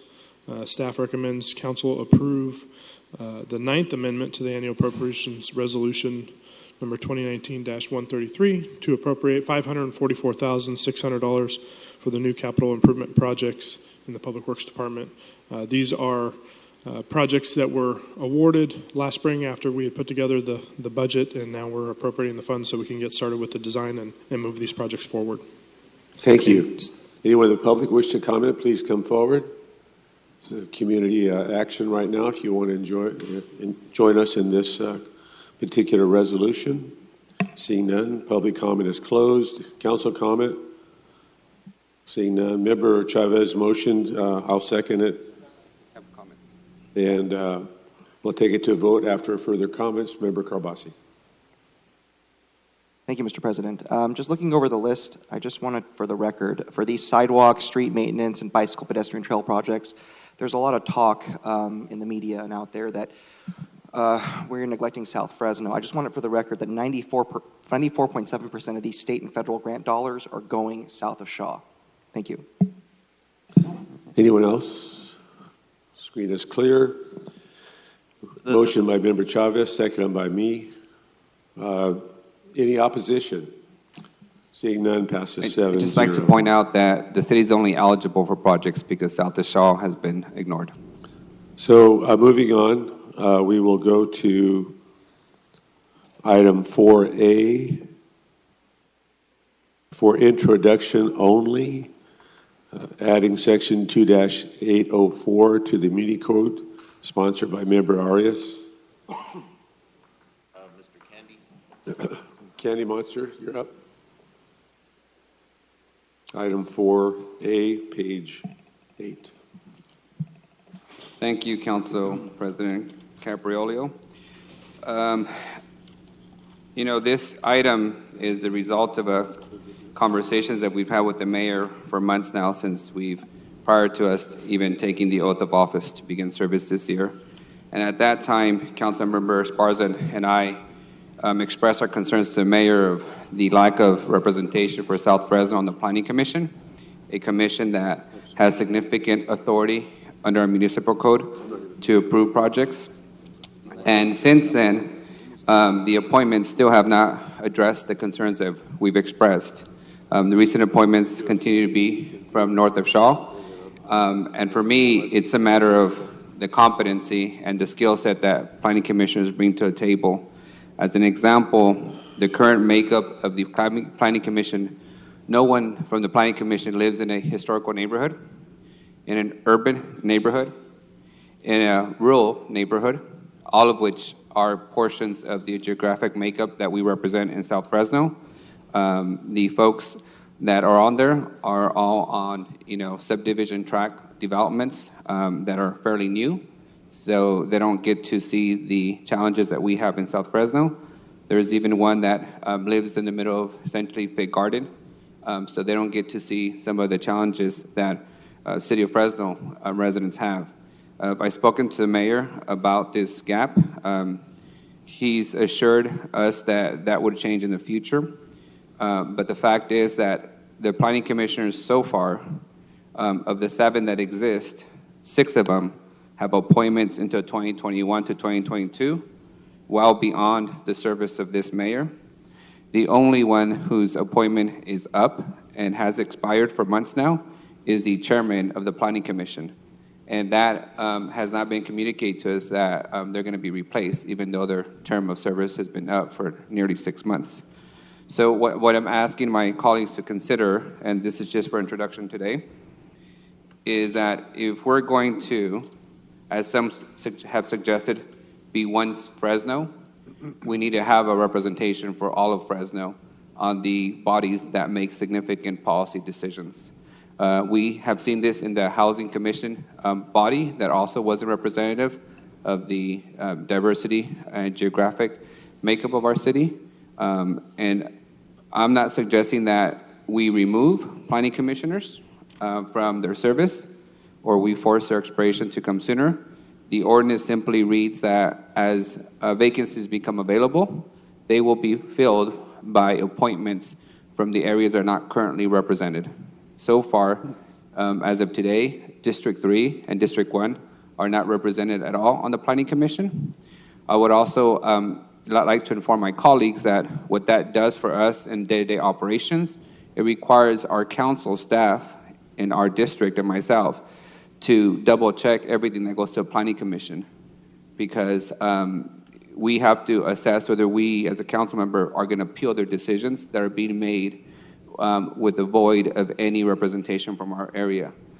It's an unfair burden to have council members' offices have to double-check the work of the Planning Commission, because we can't entrust that there's somebody there that has some level of experience with historical neighborhoods, with rural neighborhoods, with urban development neighborhoods. And I think it's time for us to, in policy, outline that a body as important as the Planning Commission, especially as we discuss the cannabis ordinance, which some folks have suggested should be a significant decision-making body for the new industry, that we also be thoughtful that every part of Fresno is represented on the Planning Commission. Today, the majority of the Planning Commission lives north of Shaw, which in my view is not representative of the whole city. And it's my hope that this policy, if approved, when it comes back for formal approval, would have the support from my colleagues, because I don't think any of my colleagues would like to not have any representation on the Planning Commission. Some have the privilege and the honor of having multiple commissioners from their district, specifically District 6 and 2, have multiple members of the Planning Commission representing their areas, which I give them kudos for. But the residents of Southwest Fresno, downtown, the Tower District, Central Unified, all also deserve representation on the Planning Commission. Thank you. We'll take it out to the public. Anyone in the community wish to come forward, this is the time and place. Seeing none, close public comment.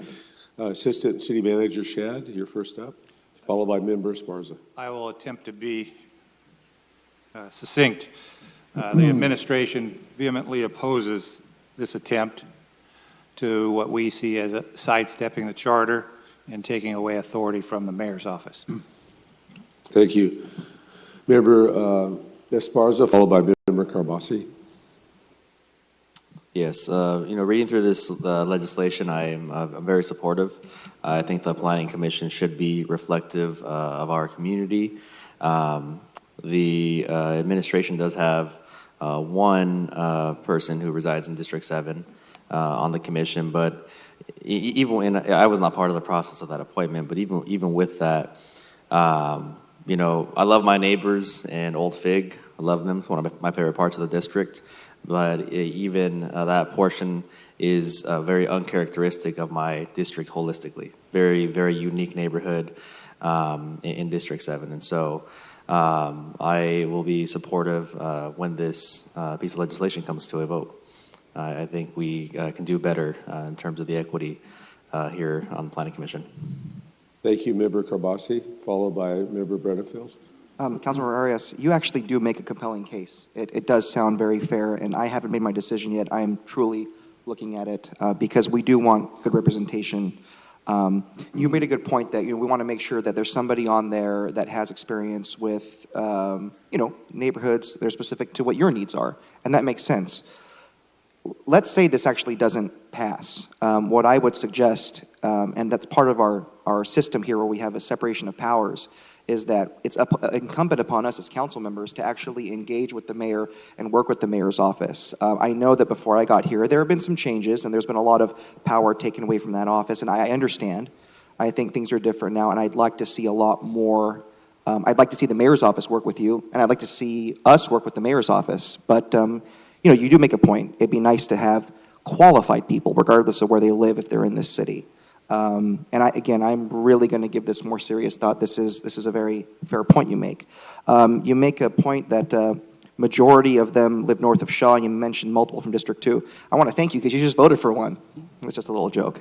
But again, thank you for bringing this forward. I'm going to give it a real serious look, and you're right. We need to do more. Thank you, Member Bredefield, followed by Member Soria. Yeah, so the issue is every appointee that the mayor has comes before this body. And we can turn down any appointee on a 7-0 vote, a 4-3 vote, with a message that we want some change. Your arguments are fair, they're valid. I don't have no problem with them, other than I think it is the mayor's responsibility as part of the charter to appoint, and then we approve or don't approve. And that's a very important responsibility. Perhaps that has been something that the mayor's appointing, let's approve it, and maybe that needs to change. I don't think we need to formalize a policy. I still want to give whoever the mayor is the right to appoint, but the mayor also needs to hear from the council that we want different appointees. And so I think your points are well taken. And I will tell you, I don't always agree with the planning commissioners with their decisions. They just approved a variance for a big sign in my district. I'm not happy about it. So maybe we need to get people south of Shore so they'll be more consistent with what I want. So your points are well taken, but I'm not sure we need to change the policy. I think we need to be more direct in saying there needs to be people from other parts of the city, so all parts of the city are represented. And so with that in mind, I'm looking forward to other comments. Thank you, Member Soria, followed by Member Chavez. Thank you, Council President. And, I take the comments that were just made. I think that, yes, it's the mayor's responsibility and that we, any given day, can vote their appointees down. But the sad thing is that I don't think this is the first time that the mayor has heard that this body would like to see some of the other governing bodies that we have, or these planning commissions, or some of the other citywide committees, to be more reflective of our community. And I think that it's problematic that even though he's had the experience as a council member for 8 years, and then now, in the time of him being mayor, that he hasn't recognized that there's a lot of value in having representation. I'd like to have someone that represents District 1. And there's no one that represents District 1 the entire time that I've been here. And so, I think that this is an important part of, one, at minimum, sending a message that we're serious about it. I get it that the charter gives the responsibility to the council, but we, any given Thursday, talk about how we can improve, I guess, our roles and responsibilities in the relationship, because I know that the mayor doesn't like some parts of the charter, and so he tries to work with us to be able to do his work as an executive. But I think that there is value in having past policy.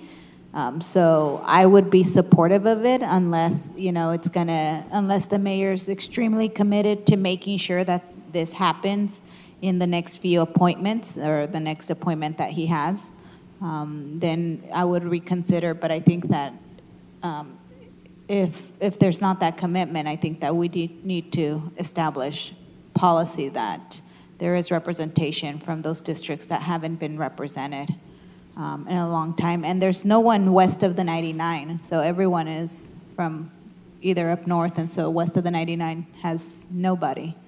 And so I think that that's a huge issue. Thank you. Member Chavez, followed by Member Arias for a second time. Yeah, no, appreciate the conversation. I've been here almost 10 years, and I've seen this Introduction. back and forth go forward with the council, with the mayor's office, where there are two things that the city council is 100% responsible for, and it's land use and budgeting, right? As much as we want to be the city manager of the city and sometimes do it by way of the city attorney, that's not essentially what our role is. But it comes about because of the challenges that we face. But I did just want to put a couple of things in the conversation. So every council district has their own implementation committee that's chosen exclusively by the city council member. I make it a point to bring folks from different parts of my district, whether it's Sunnyside, Calawa, the older neighborhoods in the west side of my district. I'm not sure if my colleagues have that approach or will have that approach. I know we've got 2 new members, but I think it adds value to the conversation as to where they live and the rationale. But I also want to point out for the record that no matter, and I don't want to describe them as symbolic because their input is valuable and they provide that, but at the end of the day, this council is the ultimate deciding body of whatever project comes through here. And so how do we go about making those decisions? Do we appoint members of the city, of a city district that don't have any projects going on in their area? How many projects come out of District 5, 3, 7, 2, 1? I know that's been a conversation in the past, but just something to think about as we go through this conversation. And I'll wrap it up with this where, and I appreciate, my colleague, I think when we implement policy, we're trying to address a problem. And quite honestly, I think the problem has been that the communication between council members and the mayor's office has not been there, and the relationship has not been there to where their input would be taken into consideration. And I don't want to put in anything that prevents that from happening. I think conversations are good even if they're uncomfortable. So in the spirit of facilitating that, I think we should all put on our thinking hats and see if we can come up with some kind of a process that satisfies both sides. Thanks. Member Arias, followed by Member Soria. And anybody else who wants to speak more than 3 times, I think we should stop it.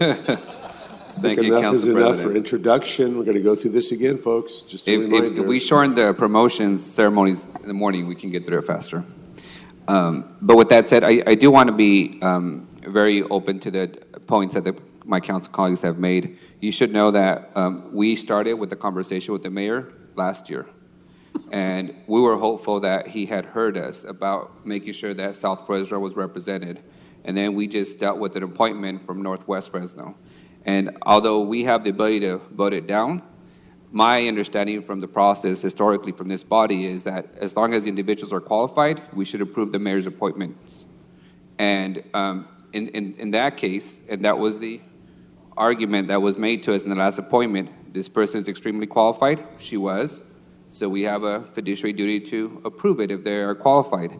As you know, and Councilmember Carbasi covered this during that appointment, that we tend to have a very low scrutiny and standard for appointments of planning commissioners and the process for that, even though they are significantly important to the body of work of the city. So the reason for me bringing this forward is we had the conversation privately and informally. We advocated our positions, which we thought were reasonable, given the makeup. The appointment came forward. Our feedback, our concerns were not addressed. We only have 1 appointment left in this mayor's tenure left on the Planning Commission. That's the chairman, whose term expired in June of this year.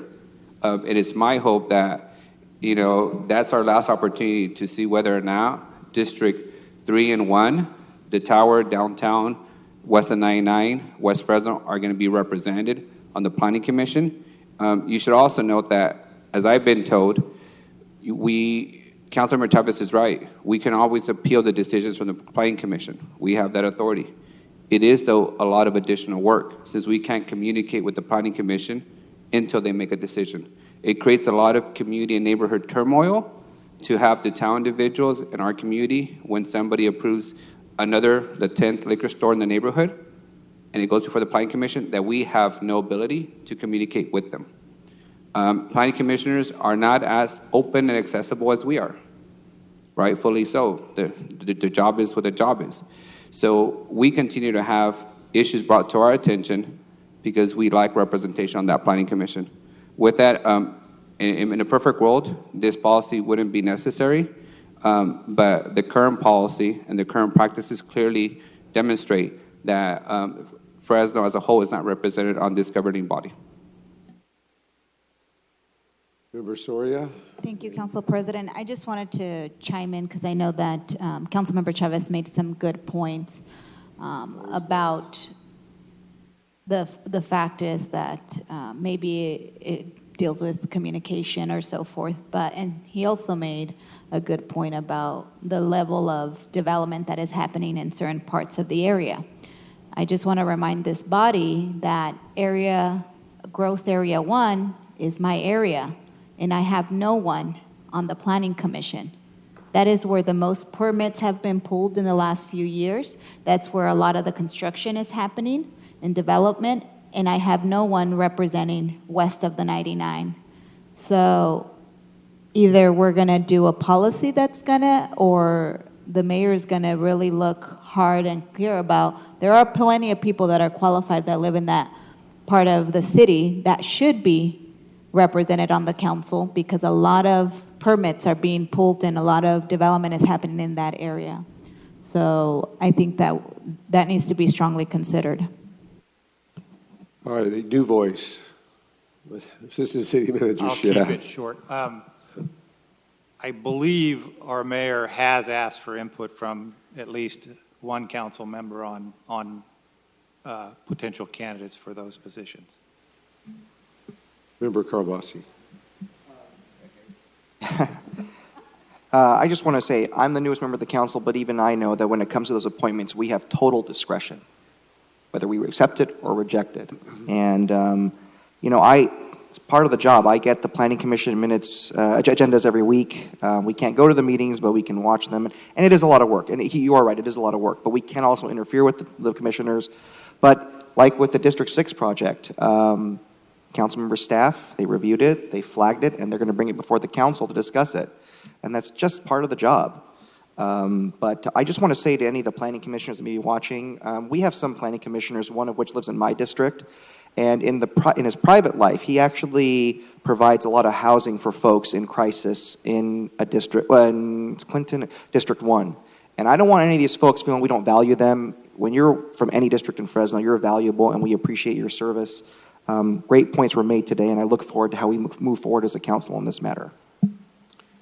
Okay. The greatest comments, mine, will come at the time we vote. So I'll hold that.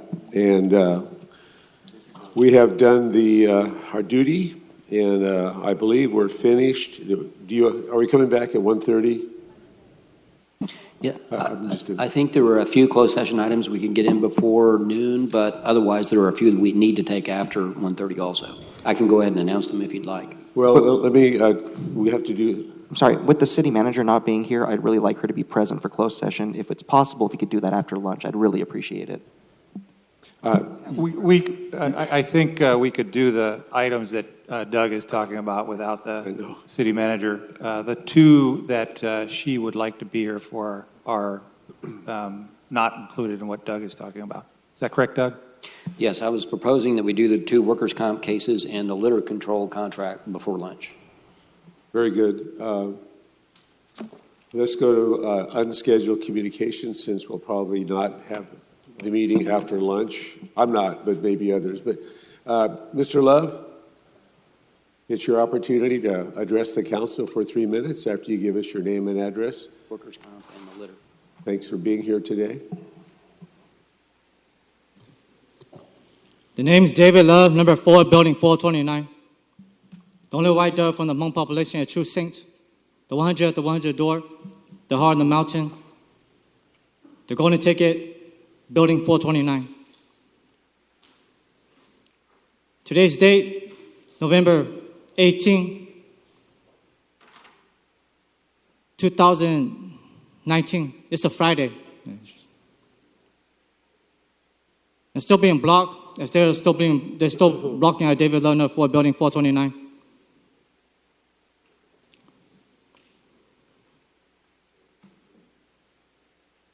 Voicing all the way to Washington, D.C., all the way to Sacramento, all the way to the United States of America. Jesus, heaven's will. 2 weeks ago, I pointed out Mike Kabaski, Esmeralda Z. Zori, Miguel Angel Arias, Paul Cabello, Gary Bradfield, and Wilma.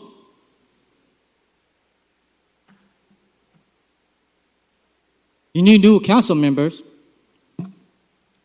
I found out that those monk shows, politician Paula and Doro Satan in them, the 15 House of Satan, the House of Satan Claremont 424 SATAN, the House of Satan Platte 5891 SATAN, Satan houses, the House of Satan Kisroff 5952 SATAN, Satan houses. Within the boundary of 3 houses there, this 15 House of Satan,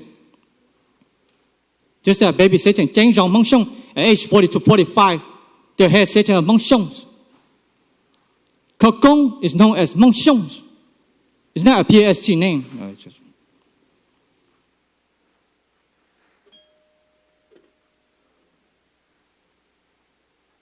The Andrew Yang, 2 weeks ago, those Meng Shengs, Dot Royal Satans, those politician Paula Yang, Dot Royal Satan, they're blocking the name towards they're blocking Alex, the name Alex. 2 weeks ago, they tried to block David Lerner for Building 429. The name's Andrew Yang. Andrew Yang is no different from politician Paula Yang, Doro Satan, and those Meng Shengs. Away up in Jesus' heaven, Jesus' heaven favors Paul Cabello.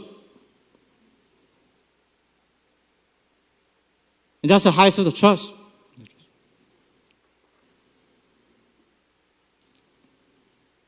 Now that leaves 4 council members. Just let me count again, real quick. 5 council members that will be up for election 2020. 3 minutes is not enough. I know, Mr. Love. That's why you want to condense it down. That'd be great. But thank you for being here Just today. Terry, the Judge Bone Satan, Judge Judy Daughter Terry. And thank you for your comments. All right. Thank you. So that's our business for today. I'd like to personally and generally adjourn this meeting today in loving memory of each and every veteran in American history that gave their ultimate sacrifice so we could have the society and the country we have today. So in loving memory of all veterans, this meeting is adjourned. Council, for a closed session. We have Pennebaker versus City of Fresno, also Wanless versus City of Fresno, Murrieta Golding versus City of Fresno, threatened litigation, Landscape Maintenance of America versus the city, and then also labor negotiations concerning FPOA basic and management. I would not expect any having a need to come back into open session afterwards.